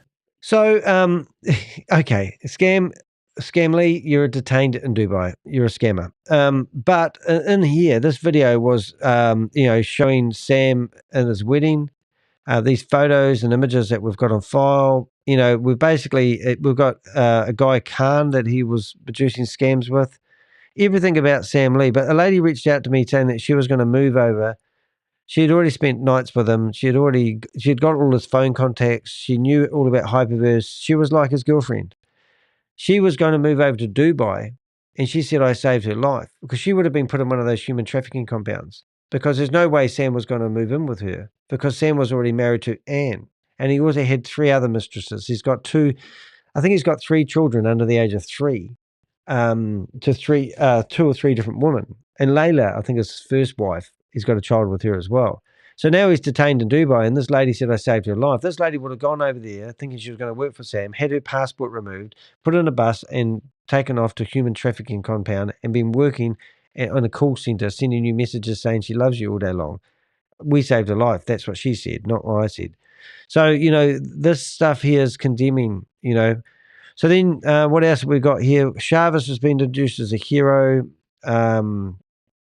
What else we've got? What's Discipling Underneath the Mist? I don't even know what that one's about. Oh, We Are All Satoshi. That's when I was actually trying to copy Rob's videos, because Rob was removing his videos because he was doing a really awesome breakdown of what was actually happening with Chavis and We Are All Satoshi.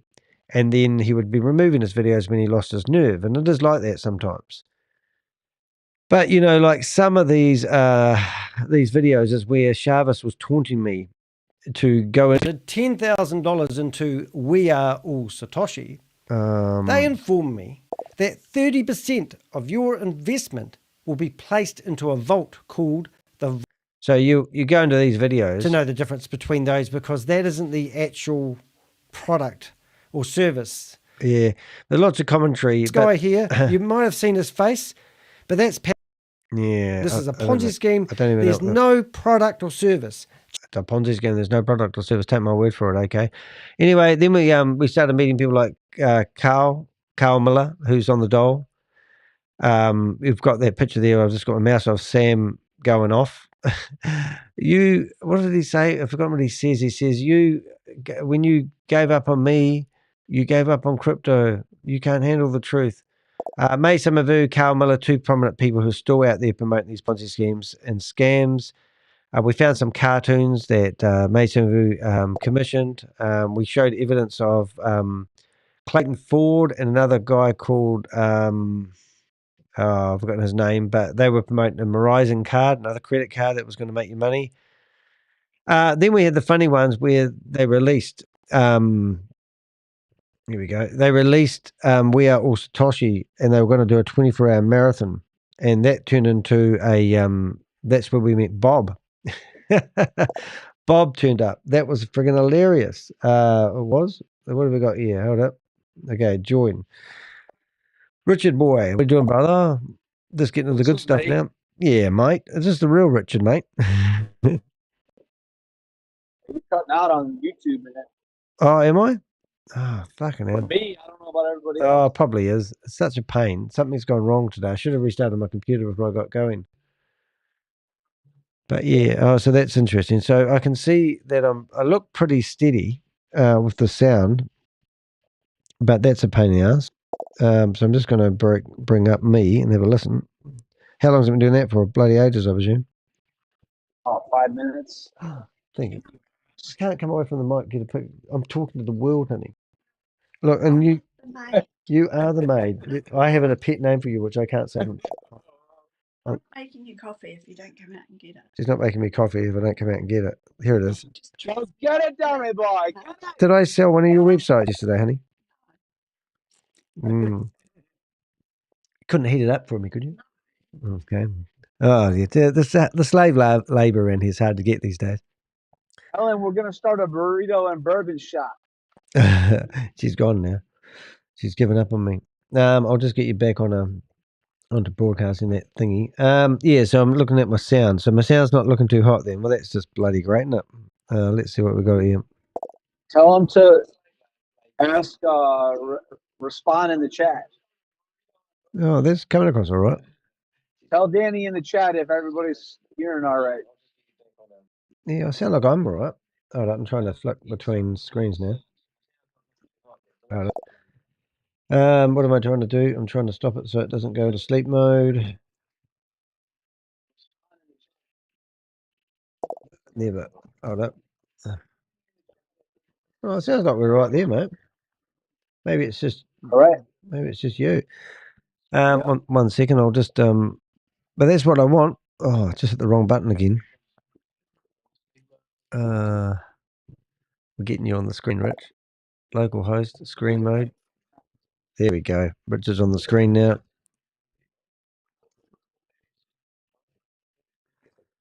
Yeah, I don't know. I'll put that on pause, but no, we seem to be broadcasting not too bad, so that's not too bad.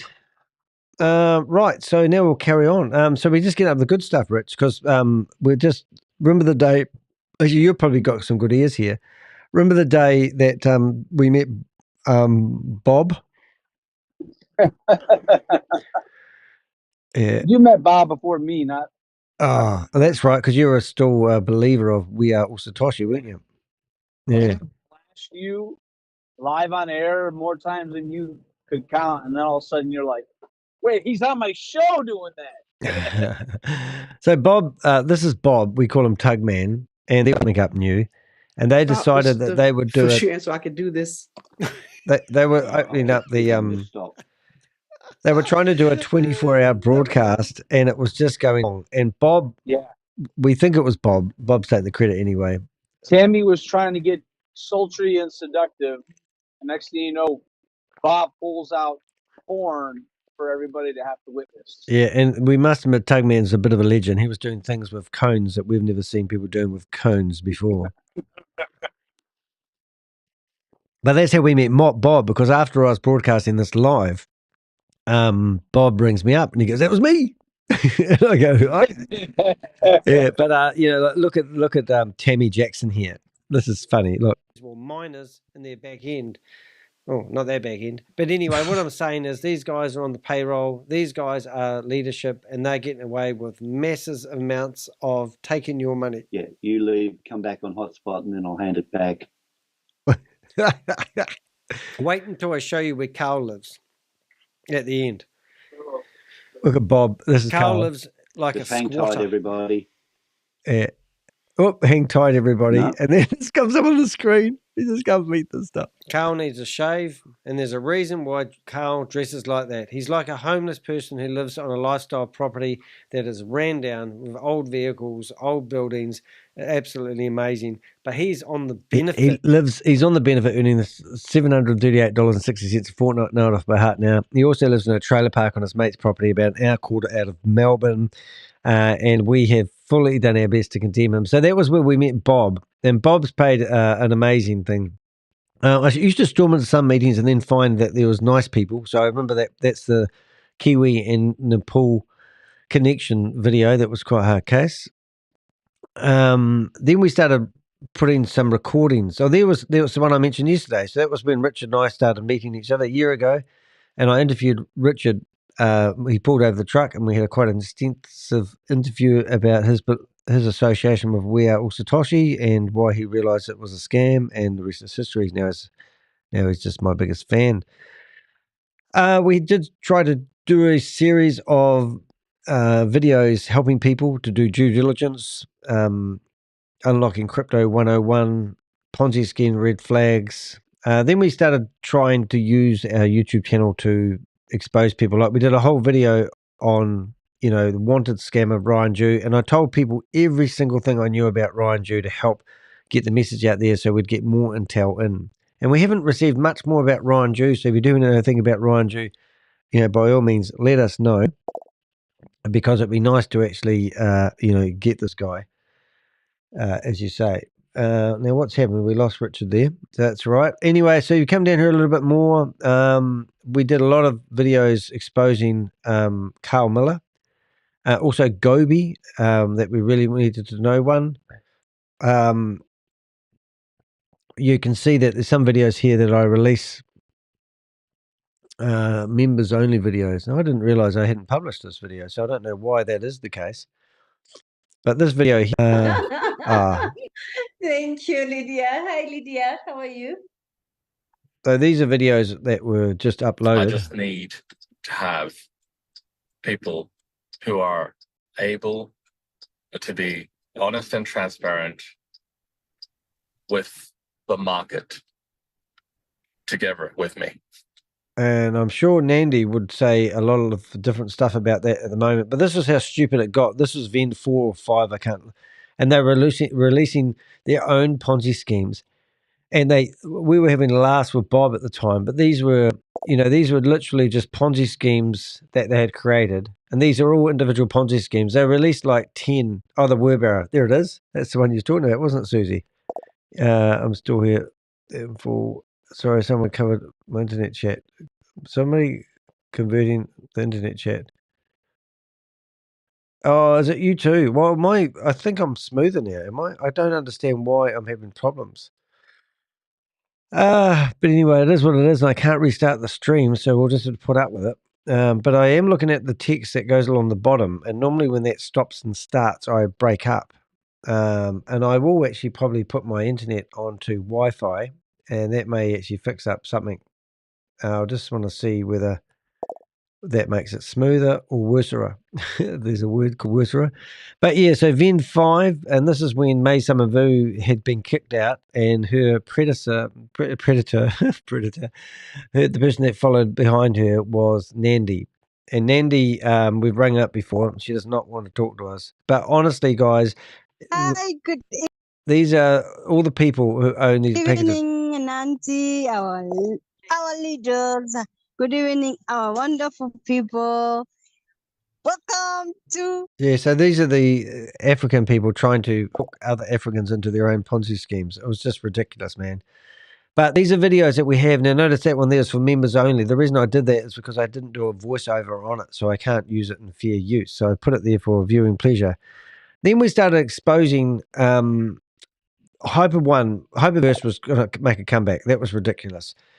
We had videos of Hyper One and obviously Shavis promoting Hyper One. So that was the first time we actually noticed it. I think Crypto G actually brought that to our attention. Then I've done other videos like showing people how to tie their ties, which these weren't that long ago. Then I've got Gobi spilling his beans. I've got this video here is showing a transaction where this couple gave away $100,000 to a promissory note. And Rob mentioned some really interesting stuff just yesterday about that. That couple might still believe that We Are All Satoshi is the real deal. But in the meantime, they've given over their superannuation money to Sam Lee. This was a secret video that was recorded by Yvonne Henry that I found on her computer when she was flipping between screens, and I typed it in manually and found the link to the meeting. The rest is history. Other things, Sam Lee was claiming he was going to bring back the Ponzi scheme. Some of these things. We've got old videos that I re-released back into my YouTube channel. So, Kalpesh Patel, we don't want to lose these people. This guy's got away with, I got told 87 million. Whether it's true or not, I don't know. But I've heard people saying he was making $3 or $4 million a week when Hyperverse was going great guns. So we don't want to, lose these people. And also the Hypertech presentation.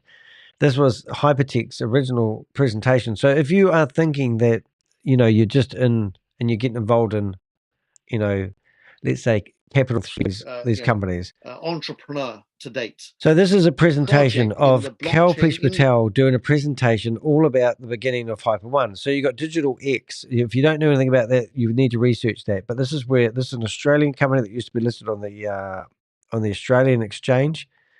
And this is where it all originated from. So if you go through here, you can read the silly disclaimers. But this is what you call a hyper tech presentation. It went from hypertech to hypercapital, hyperfund, hyperverse, to hypernation. to Hypercosmos, to Hyperplanet. You know, this is where it all went. And these are how they pelted out that Sam Lee was the hero behind it all. You know, Sam Lee's involvement in Hyperverse's girlfriend told me he only made like $2.8 million in his involvement to Hyperverse. Here, it shows you all the evidence that Sam was associated to all these companies and how they're all associated with these 300 different companies that they claimed out. But this is archaic information. Sorry, I've archived it so we don't lose it. We've got this guy we mentioned before, Mick McCahey. We've got videos of Sam Lee and Ryan Jew and Alan Glow. These are really important videos now because I've been asked by a lawyer company to put together information that we'll need to go through, and you'll need to. So listen to this. That's Ryan Jew, right? There's Ryan Jew, and then there was Alan Glow. Right? Now that guy there, you probably don't even know who the hell that is, right? Well, is he still involved? Has he been promoting Ponzi schemes or scams? No.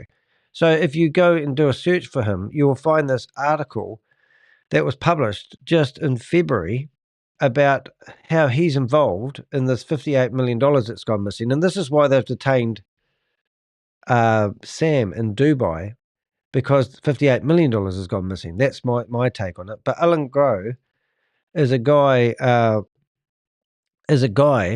that was associated with Sam Lee and Ryan Jew way at the start. Now, they've just recently taken his passport off him because they believe that he's a flight risk.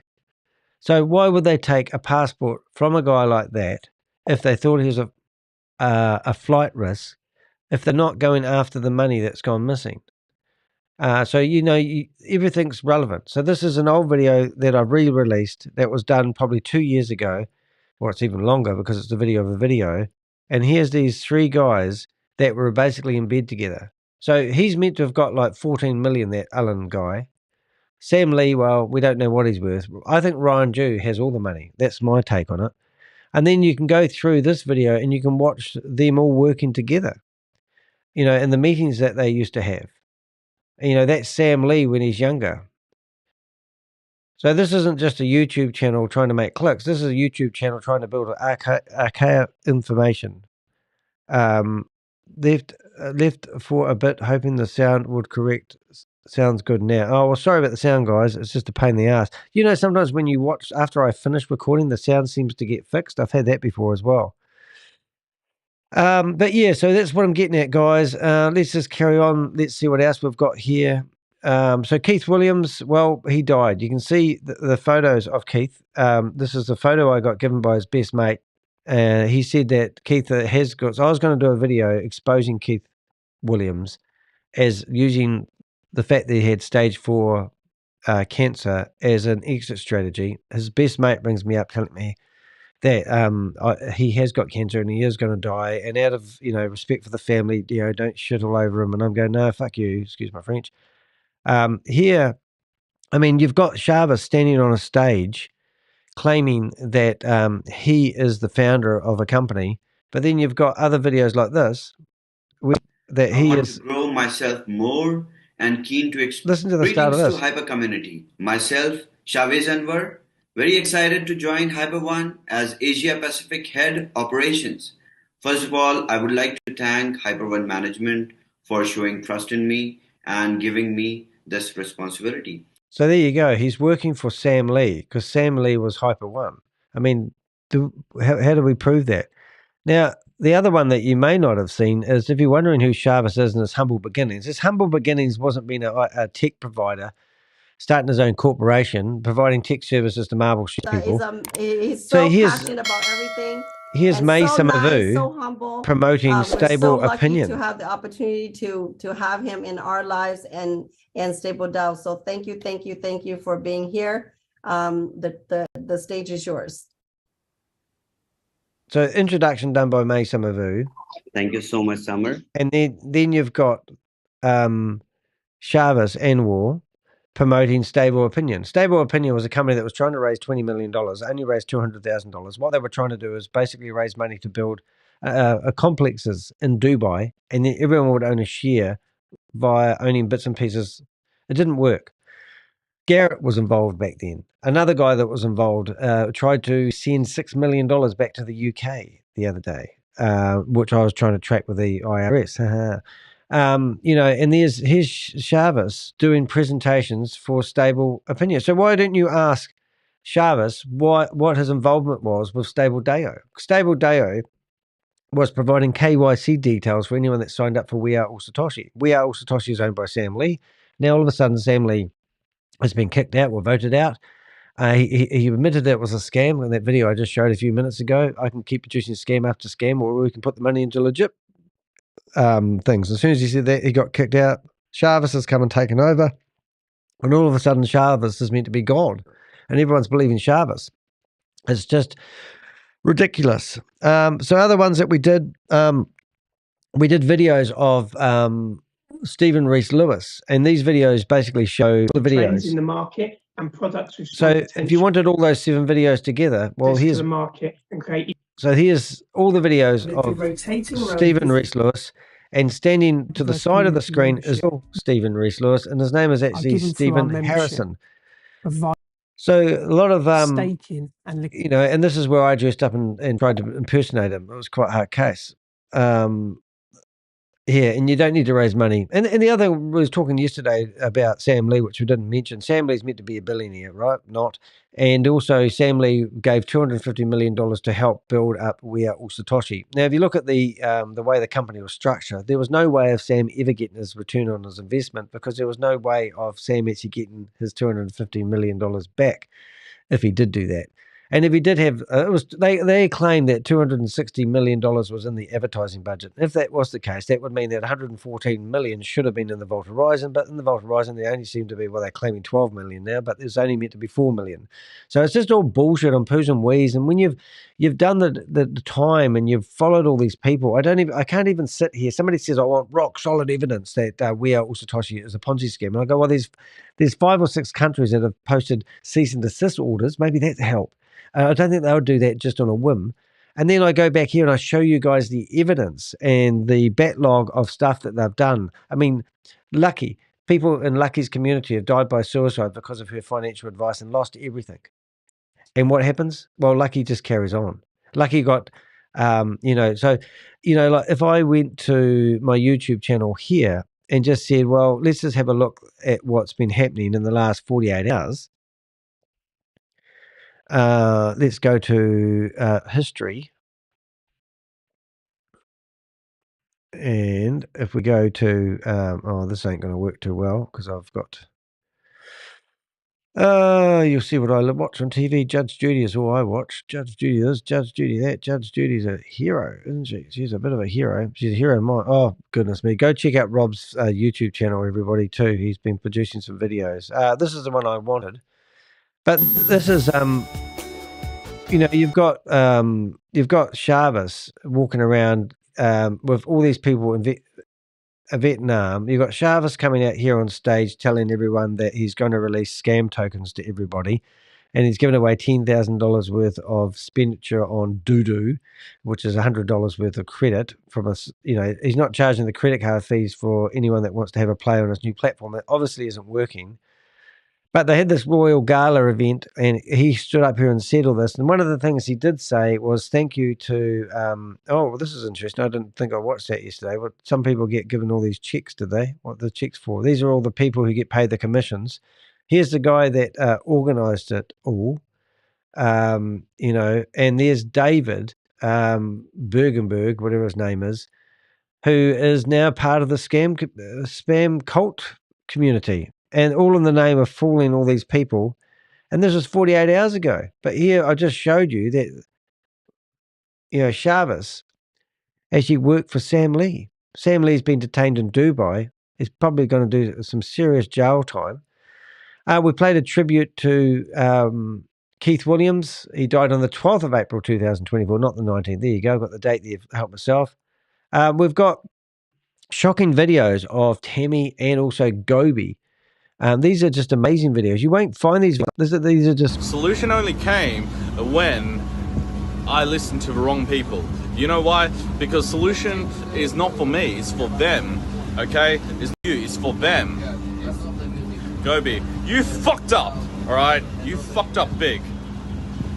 So that's Sam telling Gobi off after Gobi was trying to get the money back from the Vault Horizon so he could pay back his community because he's realized that he's put his community into a scam, and now he's all disappointed.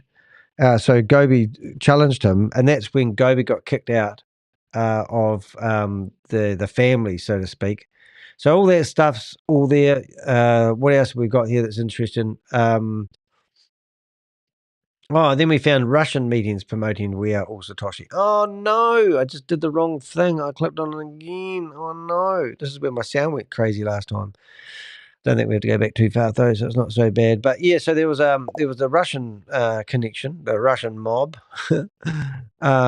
But, yeah, it's just, I don't know, you guys. I don't know if people care. I talk to people and I say to them, I said, look, if you look at the background of all these scams, they're all interlaced together. I do believe that the bigger picture is you're supporting human trafficking and the like. But we're going to get into some pretty good names, which I'm just looking at as we scroll here. And this is your life moment, Danny de Hek, recording all these scammers. Right, we're back to where we started. And there's some really big news is going to come out in a few minutes because we're back to here. So so you got Gobi, you've got Trash Shit. It got me getting punched in a shop. You know, over 8 million people viewed me getting punched in the shop, but it hasn't made me rich and famous so far. We've got videos of Chavez claiming that when it was pouring down with rain in Dubai and all the floods happened, he waded into the server room to save the servers of We Are All Satoshi and Boomerang. But their servers are based in India. So that was just a joke in itself. What else have we got here? We had Flat Panzer. We haven't seen him for a wee while. He come into the show and he pissed off Rob. Rob told him off a few times. We exposed, this is some of the good stuff that we've done on this channel. We exposed Boomerang with $1. We loaded their wallet with $1 and then payments resumed. They were claiming that the program was down. We actually showed that Boomerang was a scam by using the code in their website. We could actually tell people if they put this much money down, if they traded between this exchange and that exchange, they would get exactly this much money back. And people did it 10 times in a row. But then when the system was shut down for 3 days, we basically loaded their wallet addresses up and started the mechanisms, is that a word? Again, it was just pretty amazing. So that was a video that we showed a lot. All the market opportunities they had. Then the website went offline after that. Then they got warnings from MetaMask saying this is a phishing website. We contacted MetaMask and said, is this a phishing website? And they said, yes, it is. Take these other things that we had. So this is all the recent stuff. I'm just trying to, promising the community that Boomerang is going to launch. It never launched. It was a Christmas present this time last year, roughly, a bit on, but close enough. It was a Christmas present where you had to buy your own gifts. It was ridiculous. Then we had people like Joe, Kate Austin, Joe, I can't even say his name, Travenza. He came in here. Now, this one here was really interesting. So this is this guy here actually had been arrested in Dubai, and it is alleged that him and his wife bad treatment from. So Garrett phoned me up, and it's US crypto entrepreneur arrested in Dubai, alleges tortured by the police. So he accused the police of him being raped and his wife being raped. And this article is Sam Lee's old business partner. And, you might not think that's true and genuine, but let me show you something pretty wicked. So this guy here, Sam Lee had theoretically written out a check for $1 million that bounced. This guy complained to the Dubai police, and Sam had 2 court cases issued against him, and he had a travel ban placed on him. Now, we know this because we just do. So if I go into here, which if this ever loads, what do we got here? Persons of interest. That's right. Things are not happening today, guys. Something must be wrong with the international bandwidth. Somebody hasn't paid the internet bill. Why is that not working? Let's go back to here. Maybe that's why it crashed earlier on. Here we go. One person. There it goes. Right. So if we went into Australia, for example, and then we went into Sam Lee, and then if we went into Ponzi schemes and scams, screenshots, I think it will be under images. Yep. So in here, we've got pictures of his mum. Here is Sam's old business partner, Ma, his name is. So this is the guy here that Sam wrote the check out to. And this article is showing you that this guy has been detained and is getting beaten up in Dubai prison. Now, that could be happening to Sam Lee right now. Wasn't that quite funny? But this is, once again, this article wasn't published by, I think it was published by, oh no, Kate published this one. But we've got other articles that have been published by Sarah Martin. And Sarah Martin is a reporter that came out of maternity leave who's done 14 articles on Sam Lee. And I've basically been working with her, providing her as much information as we can. And she's a very good reporter because she's actually listens to what we said and published a whole lot of information about hyperverse and the like. So what I'm getting at, guys, is these videos and these clips, we have intel. We have people we can ring up. We can find out about stuff, and these are, pretty cool videos to have at my fingertips. Some of the other, this video here only got looked at 250 times, but this video was a breathtaker for me. This is actually Now I can. with Chavez, Right? It has been 13 days. Lucky, Tammy, Gobi, all in a video, basically talking about how to plot going forward. The whole We Are All Satoshi thing. So if you're sitting here and you're a We Are All Satoshi or a Capital 3 or a Dodo fan or a Boomerang hero, go and spend the time and listen to these guys plotting. Now, just notice there's a lady in here. Well, no, it's not the lady I thought it was, but I've got a lady here that lives in Christchurch, New Zealand, who claims she's an ex-police officer who's going to do a lawsuit against me because I've exposed her for being a scammer. Look at this. I mean, this is video. You need to watch this stuff. For being you. I mean, we've got, what's that lady, Brown? Yeah, I can't even say her name, but you know who I'm talking to. Look at the people. We've got Crypto Tech. If you know this guy's face, if you know this real guy is what he looks like, please let us know. We've never actually seen a photo of him. We've got a disgraced judge in here. We've got the Scots back from Hyperverse. Remember I showed you earlier on today?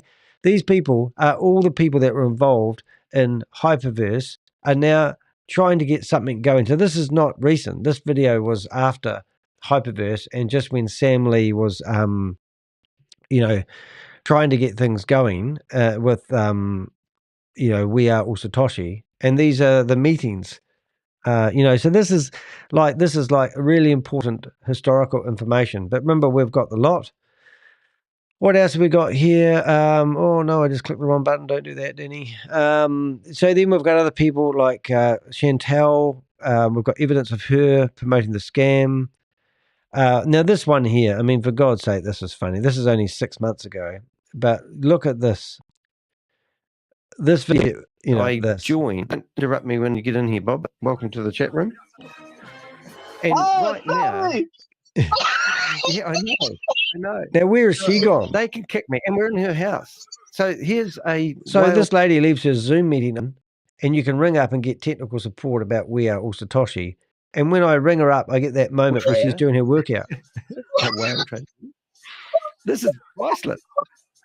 Doesn't mean they can't ban me because if they ban me in the Zoom meeting, I literally empty my. So that was crazy. And just for shits and giggles, where do you weigh whales? Anyone know? Put your hand up. Don't forget to participate in the poll that's going on. Oh, I must open that up again. Where do you weigh whales? At the railway station, of course. Oh, that's funny, Danny. I'm just going to open up this video that I'm doing live. So that was crazy. And just for shits and giggles, where do you weigh right now whales? No, put your hand up. Don't forget to participate in the poll that's going on. Oh, I must open that up again. Where do you weigh whales? At the railway station, of course. Well, that's funny, Danny. I'm just going to open up this video that I'm doing live. So that was crazy. And so there we go. I just want to have the chat room open so I can see what's happening. Alrighty, so that's that. Yeah, so that was so funny, that one. That was friggin' hilarious. It was also friggin' hilarious getting these checks and people's details. I got all Sam's wedding photos here as well, which is absolutely a scream. And I got, his wife's name, screenshots. I even got photos given to me when Sam was a kid. Now, are you interested in what Sam looked like when he was a kid, when he was at school? These are all his schoolmates. And you can come through here. Oh, that was when thought they were going to be rich and famous. We're going to get. Oh no, I've got other ones that I was going to show you ones. But let's go back to some old photos of Sam Lee, because I think most people who follow my YouTube channel have a kind of an intimate relationship with Sam Lee, don't we? Because there's Sam. Oh, you can't even see that one, but that's his wedding day. That's Sam when he used to be working at the Honda dealership. He was a car salesman. So this is where all this bullshit that he's told everyone about being a billionaire and all this sort of crap, it's just a load of poos and wees. That's his beautiful wife, and not legally married, but they did have a wedding in Thailand. There she is, and Sam's been drunk. That was Sam being drunk there. That's Khan. That's Khan's programmer guy. Literally, that is probably the guy that wrote the code for We Are All Satoshi. He's a programmer. His name's Khan. We've got a file on him as well. And Sam's just getting as drunk as you can at his wedding. So everything we've got a full arsenal on those sort of guys. So that's quite cool. But if you look at the history of these companies, it's just breathtaking. It really is. Alrighty, so let's carry on. Let's see what else we've got. Okay, we've got lots of Joe. We can teach you how to descale your coffee machine if you want. Lucky came into the scene. Then we had May Summervu claiming that I was a cyber stalker. Now, fancy that. But a couple of really cool things about May Summervu, her claim to fame with me, is she did this video here. And this video here was actually a scam. And she was actually quite intelligent. But she was in here showing people the dirty secrets, because at this time she was sick of Sam, deposit new money, and she wanted to expose what he was as a scam, but she was still promoting We Are All Satoshi. But when Chavez came out and started showing, and to democratize, she went through his presentation and pulled it to shreds. That trust. So I'll have to give May Summervu, there's still hope that May Summervu might turn herself around. No, but doesn't work anything. That's what I'm saying. It's worth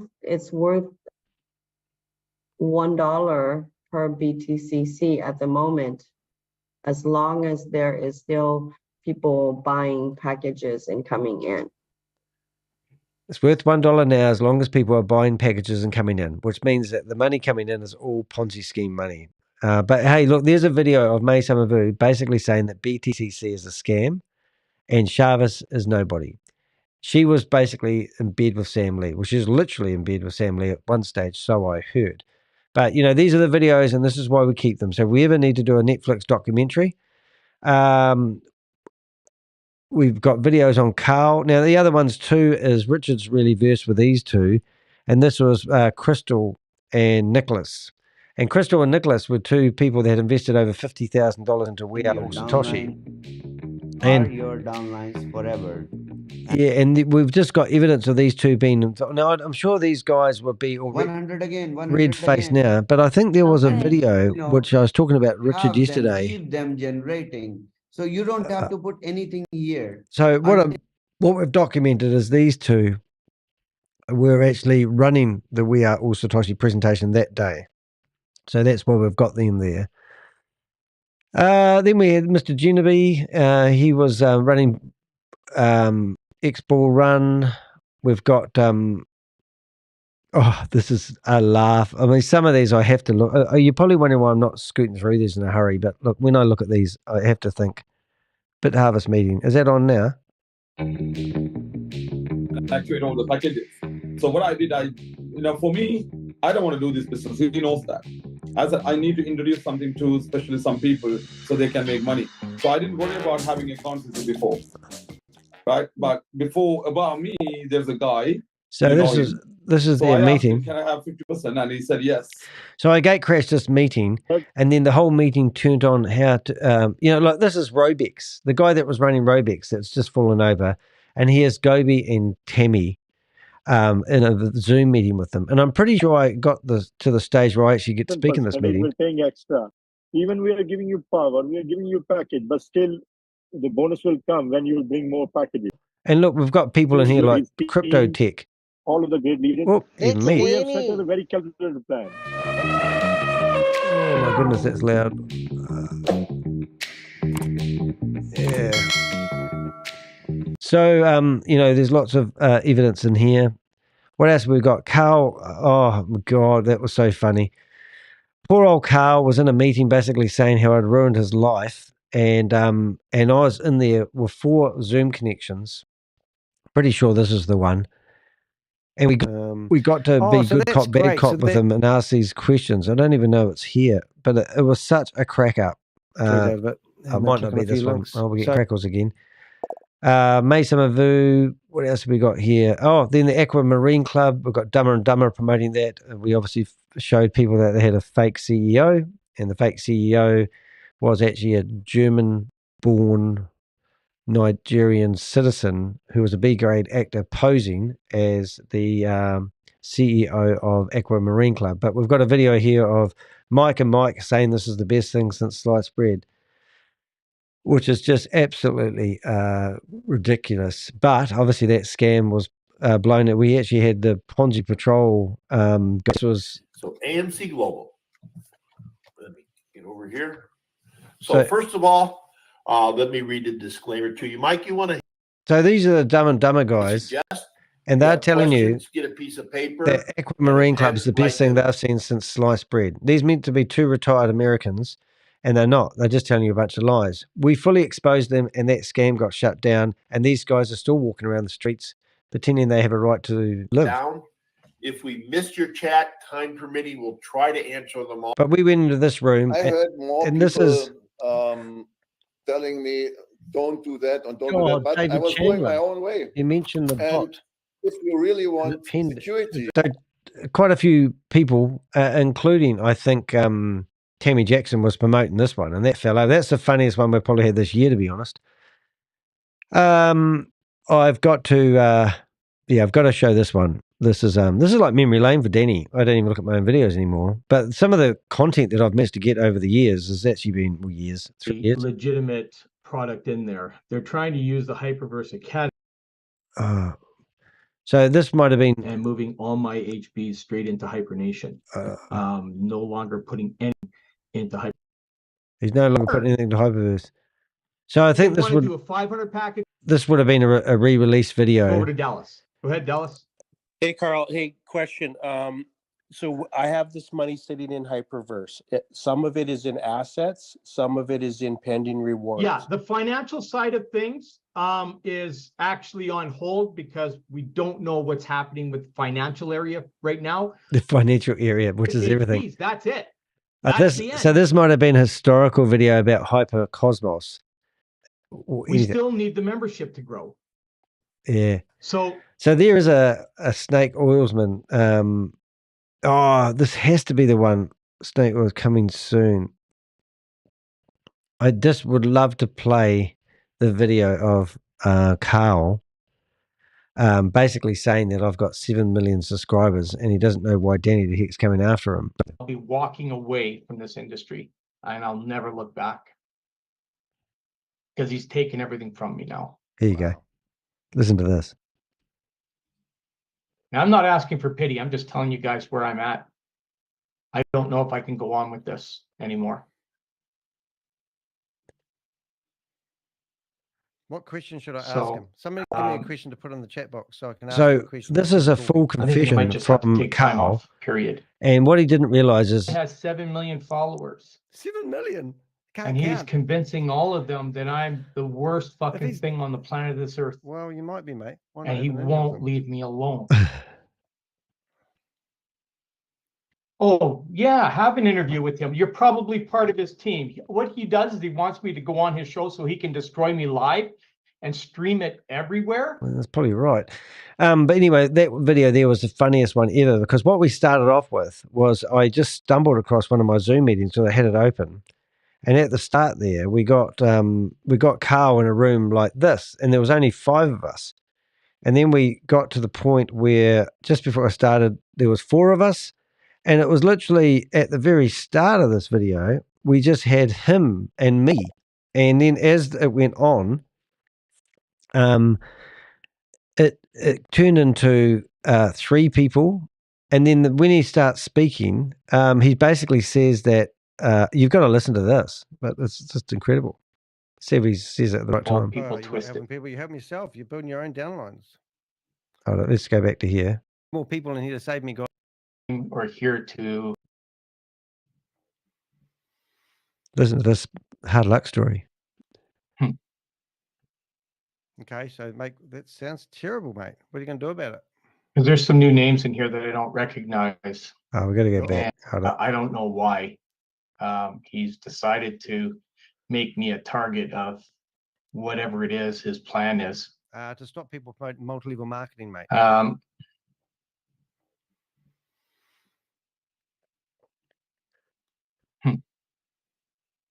So if you're looking at that screen, you'll see all those names. All those names are actually me. I'm actually in his room 1, 2, 3, 4, 5, 6 times, and he doesn't realize it's all me. Okay, so mate, that sounds terrible, mate. What are you going to do about it? Because there's some new names in here that I don't recognize. Uh-oh. And I don't know if you're part of my team or here to disrupt what I'm doing. Well, I thought you weren't doing anything anymore. It's really sad. I can't trust anybody anymore. Oh dear. Have we found a way to demise these guys? Have we found a way of stopping them? 8 people in here. We need more people in here to save me, guys. If you can come in here and just to be a nobody would be good. Yes, the only thing I can do is just allow people to unmute. And the only thing is, I don't know what they're going to say. And I may have to just cancel the whole thing. I just don't know what's going on. I'll be honest with you, I'm dead scared to do anything anymore. Because anything I try to do to help people, people twist it. People, you help yourself. You're building your own downlines. So I'm going to take a chance and I'm going to allow people to be able to unmute, and hopefully I don't get it. So what we had with that video was actually amazing, because there's a full confession there from Carl saying he's basically just trying to help people. He's never going to do this again. I'm responsible for ruining his life. He hadn't paid the rent for 6 weeks. Everything you could think of. And now what is he doing? Well, he's back promoting stuff, isn't he? I think Smart Labs might ring a bell. He might have been promoting, what's the other one called? Trade Technologies. And it just goes on and on and on. So these are not people that have learned from their ways. These are not people that I believe we can turn around. These are people that are serial Ponzi scheme promoters. So that's what that was all about. I'm glad we found that video. So then we go down. We also had this guy here. Now, I believe this guy is running human trafficking compounds. I've had people contact me telling me that if I don't take down this video, that guy is not a scammer. And this guy, now Sam claims that he had 500 people released to his care from the government of the United Arabs, UAE. And he would put them into a call center and gave them jobs. That's what he did. He sent a press release out saying that's what he's doing. We don't believe that's the case. We believe that Sam may be involved with this guy. Doctor, can't even say his stupid name. But if you look at this guy's profile, you probably won't find much dirt on him. What's his name? Dr. Fazim Kemalabadi. Dr. Fazim Kemalabadi. So if you search for Dr. Fazim Kemalabadi on the internet, you'll find that he looks like a pretty prestigious type of guy. But now you'll actually see that he comes up in my name and shame list. And this is where people can now click on here, and I'm going to click on that in the background. But you can come through here, and let's just say that this guy is well connected with world leaders and the like. And Danny de Hek, a little YouTuber in New Zealand, has started to post all this terrible information about him, which you can see coming up in the screenshots. You know, it says, what is Dr. Fazim Kemalabadi, what is his role in the criminal network, money laundering or human trafficking? Asking that question. And you can see him, he's got all these photos of him with, let's say, delegates from around the world. Even got photos with Joe Biden and all this sort of stuff. And he's talking about future trends. Well, I'll call this guy out and I'll say he's got something to do with human trafficking. I don't know what, but no doubt you may have some information on him. But when you search for his name, you can see that I've got him in my name and shame list. I've actually got him working with Sam Lee and Chavis Anwar. And what's his connection and why is he involved? He was also the CEO of, I think, the Who Exchange. And we've got this all documented. But, you know, it's hard to prove that these guys are criminals, but let's go out on a limb and call everyone a criminal to prove them innocent. That might work. But if you want to, you can go to these videos. Now, is Chavis working for himself or is he working for Sam Lee? So in this video, it shows you that he admits that he's working for Hypertech Group. Is small and big tech projects work going on. So Nick will tell you all in detail about Hypertech Groups and its all features and its all ventures, other ventures apart from Hyper1. So I'll be taking you all to a small tour, telling you about the Hyper1 management and how we are planned corporate wise.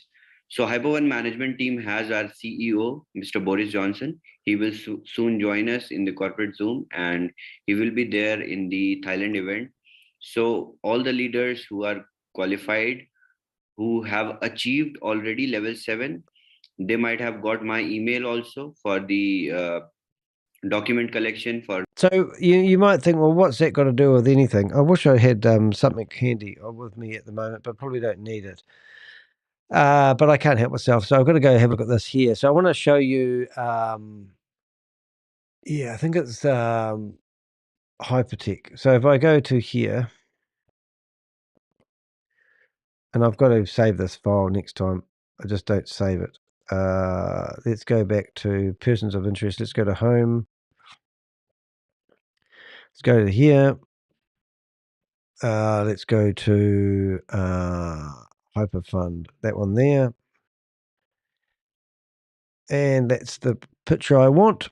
So that picture there, which I'm about to save and download, is that is the corporate structure. I'm just going to bring that up in a better fashion. Won't be a second. 1 minute, please, caller. It's called the organizational chart. Organizational chart. Where's the organizational chart? Hold it. Day modified. Right, I have got that in there once. I've just done it twice. So we're just going to get rid of that picture there. So that tree that you just see there, this here is Hypertech Group organizational chart. And in here you got Colin Star Capital, which is Ryan Jew, Blockchain Global, which is Sam Lee. Colin Star Capital posted by Blockchain Global for 400 or 40, might be 40, I forget now. 400, and I got told this by a reporter. 400 Bitcoin and $1.7 million in cash, and that would buy Sam Lee out. And then Hypertech Group, we just saw a presentation with Kalpesh Patel, didn't we? Doing a Hypertech Group presentation that turned into Hyper Capital, Hyper Fund, Hyperverse, Hypernation, all those names. And Hcash. Well, what is Hcash? Hcash is interesting. So look, guys, wake up. Hcash, this is their blockchain. This is their blockchain, where you can see their own in-house blockchain, their own community blockchain, not connected to anyone. This is Hcash. Go back here, Hcash. Now, let's go to something that has just happened recently. Ooh, who am I going to go to? Well, let's go to BTCC. This is the same software running the same. The only difference is it's a different color. Right? You get what I'm saying? This here is a Hyperverse. So being part of We Are Also Toshi, the BTC network that Chavis has started up, is all part of Hypertech Group. Because they've got the same bloody software running this. This software, you haven't seen this anywhere else, have you? Just these two companies. So we've got Hcash, and then we've got BTC, and maybe the other way around. And there's the organizational chart. So then we've got Hyperfund, Hypermining, gaming, education, media, blockchain. And then over here, you go all the way over here, you got MOF. Hyperdeo, all the names and all the brands, all the things. And what's here? The partnerships, hyper community. So hyper community, well, you know, so that's very, very important stuff. So these videos that I've got showing that Chavis is connected, and then you've got other stupid things. Like here's Chavis in a meeting with Dumb and Dumber. Where does it? What's CVN even? I don't know. What's is that another blockchain? Professed savior With Dumber, who's then in this transaction there would be a difference. The difference would be your profit. Here we go. Yeah. So here's Shabbos to pitch Boomerang. Go ahead and type a 1 in the chat if you don't know what crypto arbitrage and how it works. Yeah, so here's Shabbos showing his crypto arbitrage to Mike and the two mics, right? And in that same meeting, we show people how it's fraudulent, how it's not working, thanks to Rob and Crypto G and Susie, all that code. We can show you guys. And here's the two guys. Now, these guys were promoting Aquamarine Club. These guys were promoting Smart Lab. And then you've got Shabbos in here promoting it to them as well. These communities are very tight, and it just gets ridiculous. So it's really important that you remember that these videos will all remain connected. Then we've got people in other countries promoting stuff. You know, like I've forgotten this guy, but we've had other scam fighters reach out to us, and they've been trying to tell us to go after this guy. And these are in, I've forgotten what country it is actually. Rio, was it that area of the world? And these are guys that are promoting. Da apresentação. E o que eu vou estar fazendo aqui So these are also archaic videos. Que já está a $62. You know, these guys are really violent. These guys are, you know, these guys are threatening people with their lives if they get exposed for promoting these Ponzi schemes or scams. And here I am, you know, rebroadcasting meetings that have been given to me, like on a pen drive, secret meetings of them promoting these Ponzi schemes and scams. And it's just incredible that we've got this evidence all here. So what else have we got? Export Cap, Mr. Genevieve. We've got Name and Shame list. We've got, there's another guy, Rob Buster. I mean, this guy is disgusting, man. This guy is another scammer that we've got to go after. History going back to Adam and Promoting Eve. a Ponzi scheme or scam, creating But I did a whole public video awareness on him, hoping to name and shame him, or potentially shame him into stopping what he's doing. But this guy doesn't want to stop. He just continuously promotes selling this product unethical. And if you go into the description of these videos, often I get carried away. I actually put links to these guys. There he is, Rob Buster. So you can go in here and like even today, you go to these videos and you can see 16 hours ago, this guy published a new video. So if you want to know the latest scams, you just need to go off Miner X and see, look, same shit that I just showed you, same sort of graphics that I just showed you on another scam. He's off promoting, using the same graphics to promote this Miner X. Now, I don't know who Miner X is because it's probably a rebrand or some other shit that he was promoting. But how come these YouTubers can keep promoting scam after scam on their YouTube channel and no one shuts down these YouTube channels? So we need you guys to cause disruption, and we need to keep getting into the face of these scammers and say enough is enough. We don't want your shit. If you go to the lives, 3 years ago, here he is, and this is him. He's a disgusting bottom feeder of the planet. This guy will promote anything to get the multi-level marketing dollars. And if you I haven't said that today, but that's what all these scams are doing. These guys get commissions every time you sign up and get hooked into one of their scams. You know, in these videos he's doing, like 3 views 16 hours ago. I mean, this tells you everything. This has been another, oh my God. Okay, these are... You know what this is? And I don't even know. This is Bit Harvest.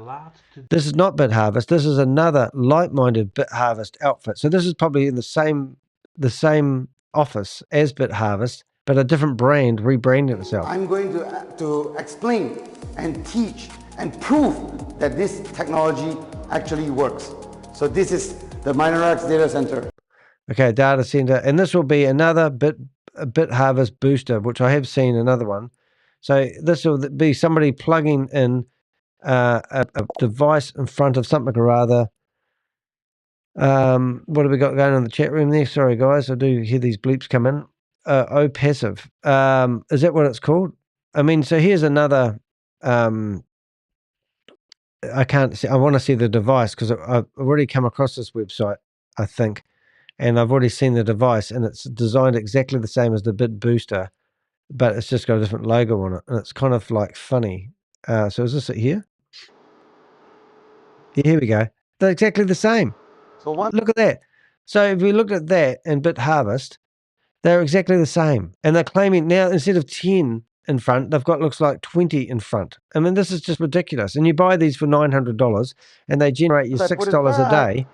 That means you've got like 10 months before the system falls over just paying you back your own money. It will be accepted. 33410. Yeah, and Bid Booster. And so if anyone thinks that's not a scam, give us one of those Bid Boosters and I'll get Crypto G to do it. But this is what we're doing, guys. I mean, we expose these guys, we follow these guys around, we need more help, we need people giving us more stuff. There's a friggin' bottom feeder if I've ever seen one. This guy, Pascal. I mean, these now we're getting into some good stuff. This guy is the same, another YouTuber. First of all, I want to go back to Rob, whatever his name is, Rob Buster. And I just want to make sure I've got him in my list of scammers. I know who you are. I know what you've done. And if you're thinking Buster of escaping with his investments, what to do I with. can assure you, there's no Shut the meeting down. Shut it. specific set Shut of it skills down now. over a lifetime IRS of are coming to unraveling you. financial What are you going to do about it, Pascal? skills. What are you going to do about that it, make Pascal? a living nightmare What are you going to for do, fraudulent Pascal? you. If you return the investments now, Bottom feeder of the world. that will Bottom be the end feeder. of the end. Scum of the I won't earth. pursue you. I won't track you down. Get yourself a haircut. I will find you. I will expose you. Wonder what he says. This is funny. So we've What? got other meetings where we're recording. He shut the whole meeting down. That's one way of doing it. Well, there Well, you we'll get go. him offline. So, Bob was so we were in that meeting yelling down the phones, obviously, and they shut down the whole meeting. They couldn't handle it. But I think they might have clicked the wrong button. But the point is that this guy is a bottom feeder, and we've got him documented. So Pascal's been around since Hyperverse. He was even in the launch of Hyper Nation, I think, when it came out. So we've got lots of good information. Mason Mavu keeps coming up again and again. Even these people here, I mean, Shelley, we found video evidence of this lady who was trying to launch Super One. And the next thing we find video. So I've been here. I've seen we've survived COVID. The FTX crash, which by the way, he Nice got graphics. 5 years today. We have gone through the crypto winter. We have never shut down. We have never stopped paying. That's how powerful this is, you guys. We are just so fortunate to be here with these guys. They're so tenacious. We have done amazing things in really difficult times. So these people just tell you a bunch of lies. Because you mentioned everything, but So these are working. The guy looks like he's working out of Bali. He's probably with Ryan Connolly. But this is Super One. This has been going since 2003. And that lady was with Bitcoin Rodney. Then we've got the Aquamarine Club video. Then we've got it's drop shipping video follow up. This guy here, Hitchcom. He tries to hide himself on the internet. He tells us that he's going to get Chavis all the questions that we have to prove he's not a liar. I'm not shy. We've actually we'd actually love the opportunity to show this is you. Danny, how you doing, bro? Yeah, g'day. How you doing? How you doing? Good. Okay, let me ask you a question. Sure. You are that desperate to come to every meeting and try to disturb? Why do you think I'm doing that? You have nothing to do? No, I do have You lots have to do. nothing to do, bro? No, I do, but I'm willing to show you how this is fake arbitrage. Can I speak and tell you why? I'm sorry? Can I show you why it's fake Can I arbitrage tell you trading? something? You're not interested. Okay, let me tell you something.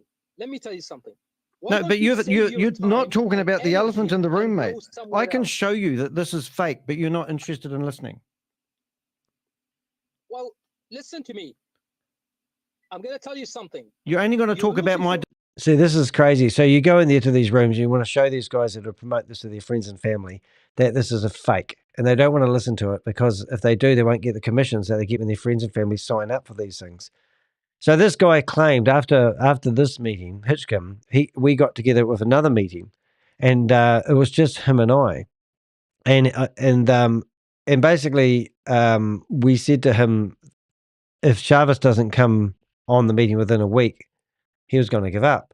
So then we got other messages from him basically saying that his mates put $20,000 into Boomerang and he's put money in. He just wants to get his own money out. That's all he's doing. So selfish bastards like that are promoting these Ponzi schemes and scams. Anyway, he's been off promoting something else. I've forgotten what he's promoting, but he's promoting another scam. And I tell you what, it's actually too good to be. So I'm just going to actually get his name. But Hitch Hams, is it? Hitchum's, yeah, I think Hitchum. I'm just going to have a wee quick look to see whether I can find him because I think I've got him, Hitchum. Yeah, there it is. So that's him there. So now he's off promoting another scam. So he stopped and he's promoting Binex. And I think I saw that lady that was promoting there's another African lady that's just fallen away with Jason, whatever his name is, whatever his name is. What am I trying to say? Jason Michaels. And I think I saw her this morning just promoting this. So it gets on. Now I've got a message from the IRS, would you believe? No, it's Scully. Different one, that's right. Thought it was a message. But anyway, he's off promoting that. And if you go down through his YouTube videos, you'll probably see that he's removed all the videos of what he was promoting. But if you want to find out new scams, and this guy is telling me that he just does this in his part-time. And, but video after video after video, this is 4 months ago that we had this thing. But here he is. How many videos? See, these are all boomerangs. So here he is, boomerang introduction video. Boomerang AI. And here he is promoting Boomerang, which has fallen over. They're refunding all the money into a worthless coin called BTCC. And here's the guy, I'm trying to warn him that it's a scam. And he won't have a bar of listening to me. So you can't win with these guys. But anyway, we had a few meetings with him. He now tries to hide himself on the internet, hates when I storm into his room. We got interviewed by the local newspaper in that one there. Epic meltdown. This was quite funny. So that was the guy I was just talking about, Hitchcom. And you can see in here we had under Chavez's control. So Chavez's answer to that was this. And this is what Chavez will say. So on here, remember this website. Now, you don't know some things I can tell you, but the guy that was working with Sam Lee, he used to work with VidiLook. And he's gone back to England. And so we spoke to him for an hour and a half. He agreed that he was going to go away. He realized it was a scam, but he just wanted to get his money out and his mate's money out. Blah, blah, blah, blah, blah. And now he's off promoting other shit. So these guys are ruthless. That's why I go over them so hard. We also had Mars Honda Henderson. She was promoting trades technology. She's telling people that she's just, a good girl. She's just trying to help people get ahead in life. So if you listen to this whole video here, you'll see that but that deteriorated. Projects out there. Now, yes, there are some projects that don't turn out how we want them to. What was the you're best? acting as wait. No, let me just finish. You want to have a conversation? I'm asking you. I really am trying to interview you because I want to know what type of person you are. Can you give me an example of a project that actually has worked out for you? Well, we're in the ex-bull run. Let's talk about what's current right now. Yeah, she wants to talk about current scams that haven't fallen over yet. Ex-bull run. Oh my God! But she couldn't give me one thing. But we had these interviews with these two guys, right, and girls. And they come up with nothing. They're just out to get that multi-level marketing money. So it rips the hem on your 90. Republished this video. This video here, you won't believe me if I tell you this story, but this video here, theoretically, a high court judge in the Netherlands planned to get this video removed because there was evidence in here with Kalpesh Patel, but there was a lady mentioned in here. This guy here is meant to be a scammer, and it's with what do they call that thing? GS Partners. And there was a lady in here that I mentioned, and she's been trying to get this video off the internet. But I managed to put it back online. It's banned in some countries, but most people in America can see this video. But this video and this opportunity in this video caused me a lot of grief. Oh, actually, I lie. It's this one here. And this was a video that there was a politician. The lady on the thumbnail was theoretically. So I've certainly. Scams. And this is her in the video running the presentation, promoting he was taking out $10 million a month G99, and she wants to clean her. So she's been trying to get this video offline with no avail. So I put that online, and if you go into the analytics, you'll see that this video has been restricted in a couple of countries because of court injunctions.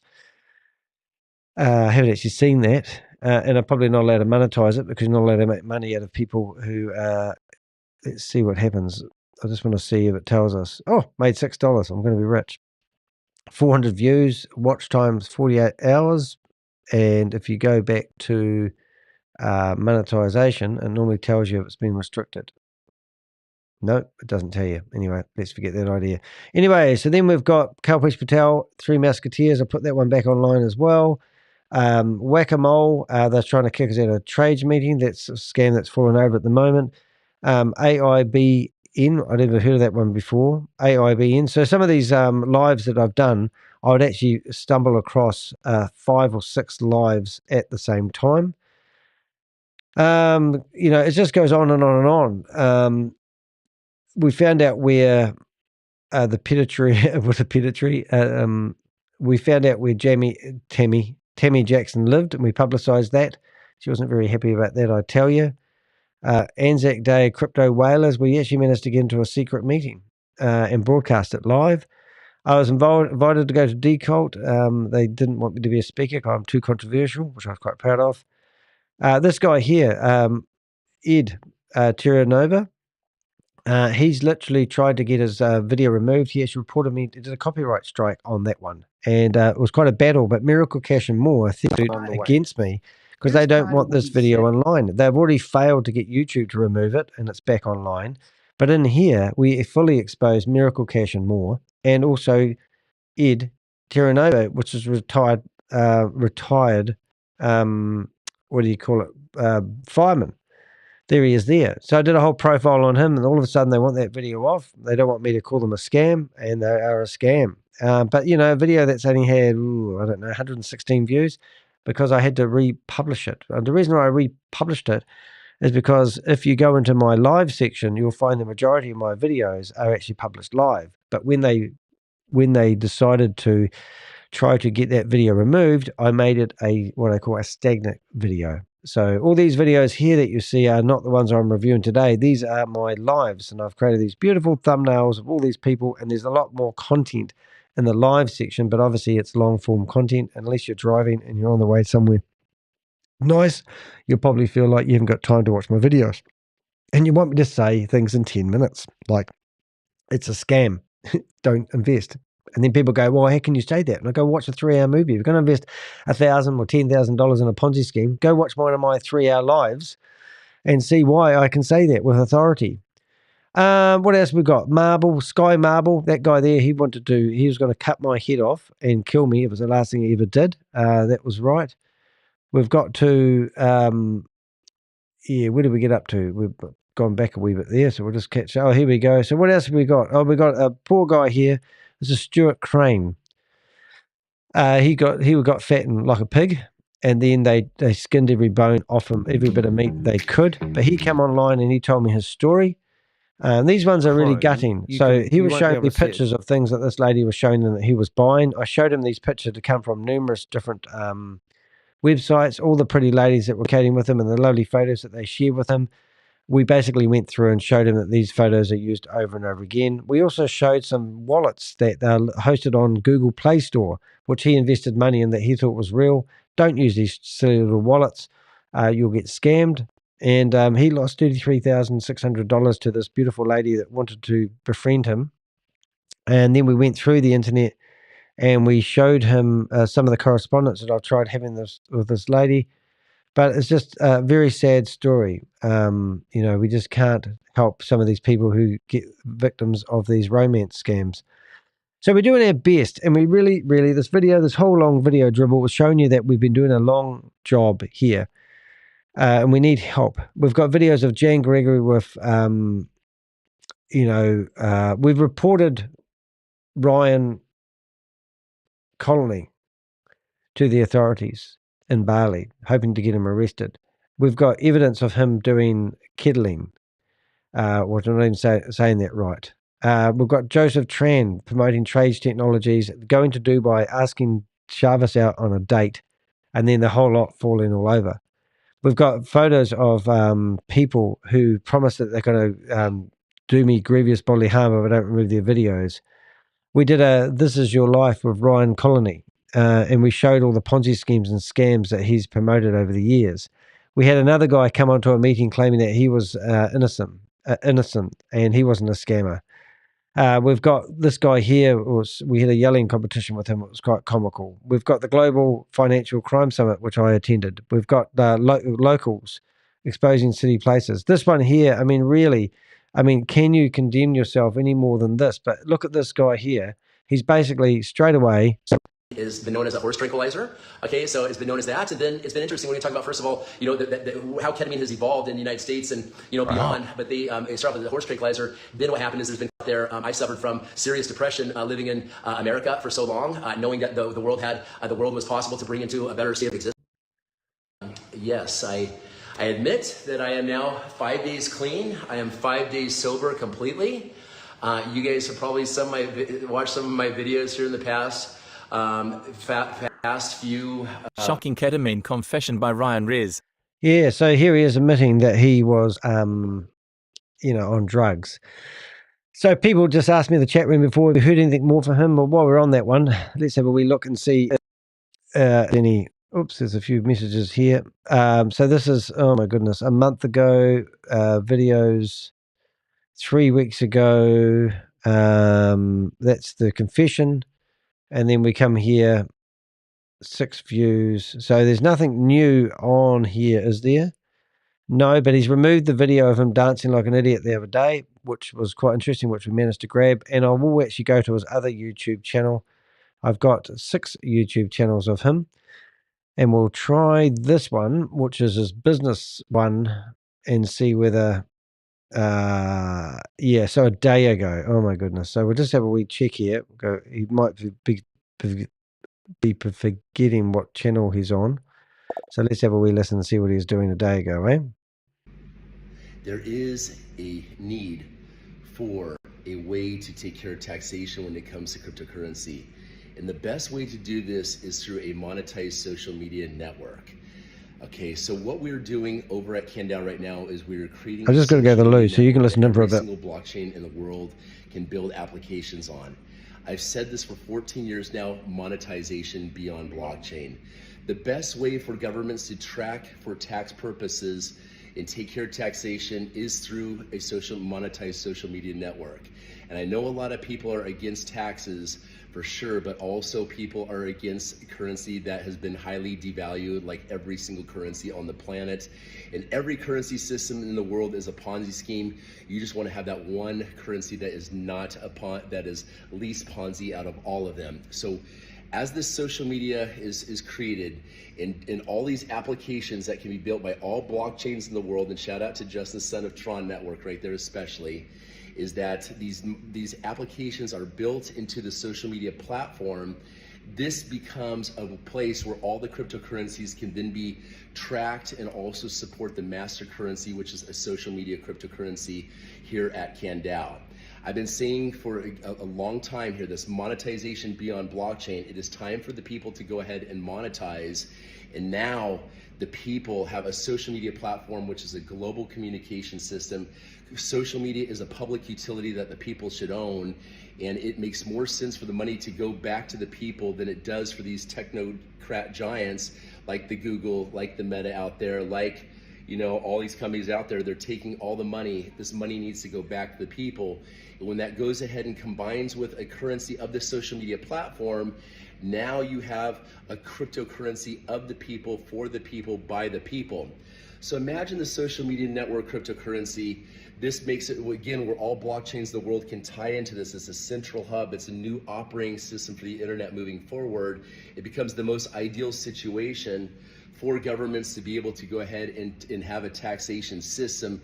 And that's where we're going with this, to work with global governments to have the perfect tax thing. And in looking forward, I know this is a lot of information, but having a system, a currency of the people of the social network, that overrides every single blockchain transaction of all the applications built into that DAO system right there, all done by smart contract. Now you have a sound money system, and that's what the people desire. That is what the people deserve out there in this world right now. And so I'm just planting the seed right now to, show and share the concept of having complete abundance in the world for the people because of the social media cryptocurrency, and then us, the people, working with the governments for the taxation purposes, and having something very efficient to go ahead and support the infrastructure and the building of nations across all borders in the world right there. So this is something for us to think of. And if you guys have any ideas, please comment below. This is a general consensus of consciousness and the power. Yeah, so you can sort of see how he's full of himself and full of kettling by the sound of it. Anyway, I didn't listen to that, but I'm sure you enjoyed that. So what we're up to now is we've got Trade technology that was fallen over. Oat Smart, we captured 10 New Zealanders in a meeting promoting a Ponzi scheme or scam. May Samavu, we found out after she's saying that she's innocent, and I'm picking on her that she was promoting Trades technologies. And in there, she's claimed that she's $15,000 withdrawn from Trades wallet, and she didn't lose anything. And I'm asking her, well, why did you withdraw your money from Trades technologies if you are telling other people to leave their money in there and to compound their interest? So what's good for the goose isn't good for the gander, so to speak. I went to Australia. It was the best thing I ever did. I actually had a interview live with Craig Watton, and it was amazing going to that conference and being part of it. So I'm really proud of what we've done recently. And obviously we've been busting smart labs. We've actually been asked by the Texas State Security Board to investigate, will give us them information about smart labs, which is really exciting. And obviously we went through and we had a better look at Quentin Bradley and what he's been doing. So that's basically us. That's just me showing you what my YouTube channel is all about. And it was a long broadcast. I think I've been doing this for 4 hours, and it's probably too long. But if you don't know what we're doing, these are my bookmarks. And, we can literally just right click on here and open up 44 links. Now, this will probably kill my audio, but I just want to show you what actually happens when I do that. So I'm going to break up, as you can see my mouth. And now I'm opening up 44 Zoom meetings with Ponzi schemes and scams that could go live at any time. And I'm just going to have a wee listen to myself on my iPad just to see what I sound like while that's happening. Let's have a wee listen.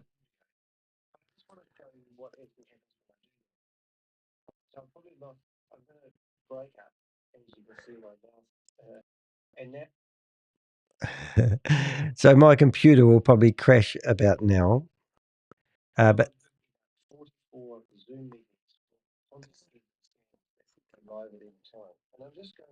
so in a minute, they will all write themselves, and I'll be able to. And this is why I struggle to broadcast. And I'm listening to myself at the moment thinking, oh my goodness. So did that work? So now what I need to do is I need to log into all these platforms. So my computer will probably crash about now. But this is what we do. And I survive because you guys provide us these links. And we go into these meetings. And hopefully they will write themselves in a few minutes. But I'm going to show you how I go about logging into these Zoom meetings. And we just might stumble across a Zoom meeting. And then I send these Zoom links out to the Avengers, and we all go in there and cause havoc. So let's just log in. And as you do, I'm doing something new. So for all do know that I'm breaking up, and you're probably struggling to hear me. But it will settle down in some of my live broadcasts.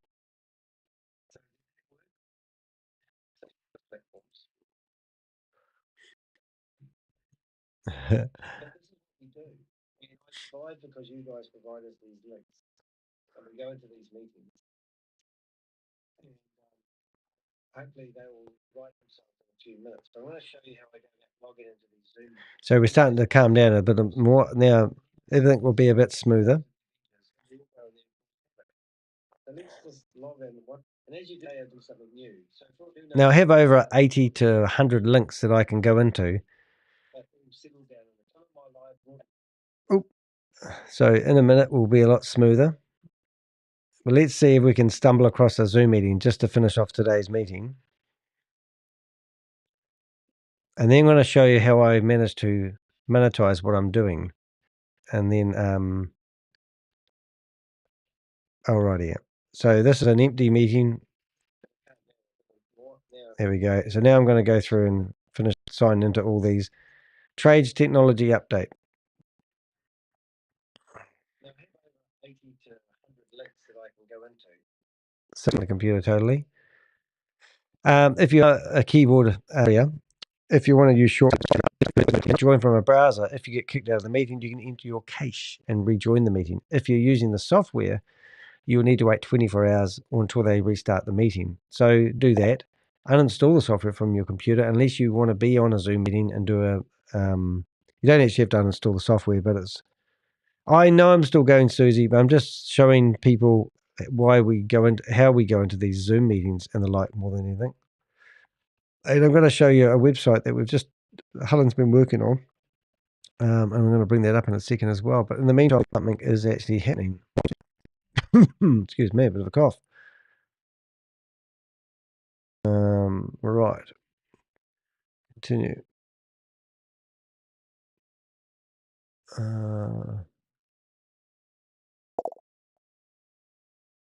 Right. Alrighty. So technically speaking, we should have. That's just to be interesting. What's happening here? It always freaks me out when we get this part. I'm probably breaking up a little bit, but it's only because I've just opened 40 Zoom meetings. I just can't wait for that one, so I'm going to carry on. By this morning, and I try to connect to all these Zoom meetings. So if there is a philanthropist out there to do or want to do, or somebody who might want to donate a unused Apple computer that I can use. And it's very time consuming and very technical how we actually go into these meetings. But as you can see, I'm through these web browsers who that could fire up a Zoom meeting, have 300 to 1,000 people entering these as I go, because I want to stop these guys. So what can you do to help me, help you, or help your neighbor from getting scammed? These are all dud meetings. So what you can do is you can come to dehek.com, and this will be my intro. There's 20 people in here now when I'm going. This is my website. This is what I'm passionate about. And we really want to help people from getting scammed. So I am a satirist scam fighter, which means I do it with a bit of humor. We're associated with many global financial crime summit. We met a lot of people that, spend a lot of time, fighting these scammers and the like. And I've got to put a picture on my website here, showing me, but we will find places where you can find people who are running scams by the name and shame list, how to report cybercrime and cryptocurrency scams, a global guide. You can find blogs on scammers. You can find information on how to, stop these scams spreading. You can find comical videos, which I've spent the time. Other things you can do is you can provide us Zoom links to meetings. So hold your mouse over Contact Us, click on Bookmarks, and in the Bookmarks area, you'll actually find literally my bookmarks that you see on the top of the screen right now. And you can provide us Zoom meeting links. It's not rocket science. It's de Hek science. Anyway, guys, or if you want to support me, grab me a cup of coffee, go to my website. You can actually buy the Buy Me a Cup of Coffee link on my website, or you can go to buymeacoffee.com/de Hek, and you'll actually find you can actually subscribe on a monthly basis, have a membership, or you can simply buy me a cup of coffee, and I'll put it towards good stuff. So that's what I'm doing. I'm really passionate about what I'm doing, and as I always do, I like to flip back through and make sure there's no meeting happening at the moment that's got people in it. Obviously, I broke the connection by opening up all these Zoom meetings, so it is a big resource on the computer when you do that. But I thought I would open up a few of them. Tomorrow morning, we will probably we'll broadcast something interesting. But we've just finished a new website, and we haven't finished it, but we've got it just about ready to go, and it's called Accessorize. So I'm going to show you guys a website. You can go to it. It's called accessorize.co.nz, and this website I'll be working on it at the moment. And this one's been in the making for over a year, to be honest. Accessorize, and basically what we're doing is we're going to be selling anything to accessorize your lifestyle, basically. And it's got you can have beauty products if you want, clothing, apparel, t-shirts. You might have noticed I'm a big fan, or anything in the electronic sector, travel. This is amazing. So, and then we have to load it up with products now, and that's a drop shipping store ready to go. So if you're interested in owning this particular store, we've got blogs. I don't know about the menu. Oh, menu's done as well. She's a friggin' legend. My little helper that buys me. Look at these blogs. Aren't they gorgeous photos, honey? Yeah. But these blogs are all ready to rock and roll. Absolutely awesome. So this website is going to be featured on our website for sale. Last time we had one like this, we sold it in 48 hours. So don't muck around. But that's what we do, and that's how we sustain ourselves. So we're not against making money online. We actually teach people how to become drop shippers. Both my partner and I have sold well over $1 million worth of products since we've been doing it. And now we're sharing the love and teaching people how to do what we do and what we're passionate about. So just don't get involved in these Ponzi schemes or scams is my message for you today. But I'm Danny de Hek, a.k.a. the Crypto Ponzi Scheme Avenger. And that was my YouTube channel and my life over the last 3 years trying to learn how to make money online. Now it's wavered a wee bit, and we're now making money doing busting scammers online and the like. Hey, thanks for watching. We'll see you in the next one. Hopefully tomorrow morning, all going well. And that's the 26th of November, and that is 24 minutes past 12 in the afternoon here in New Zealand, and we'll see you in the next live. See ya.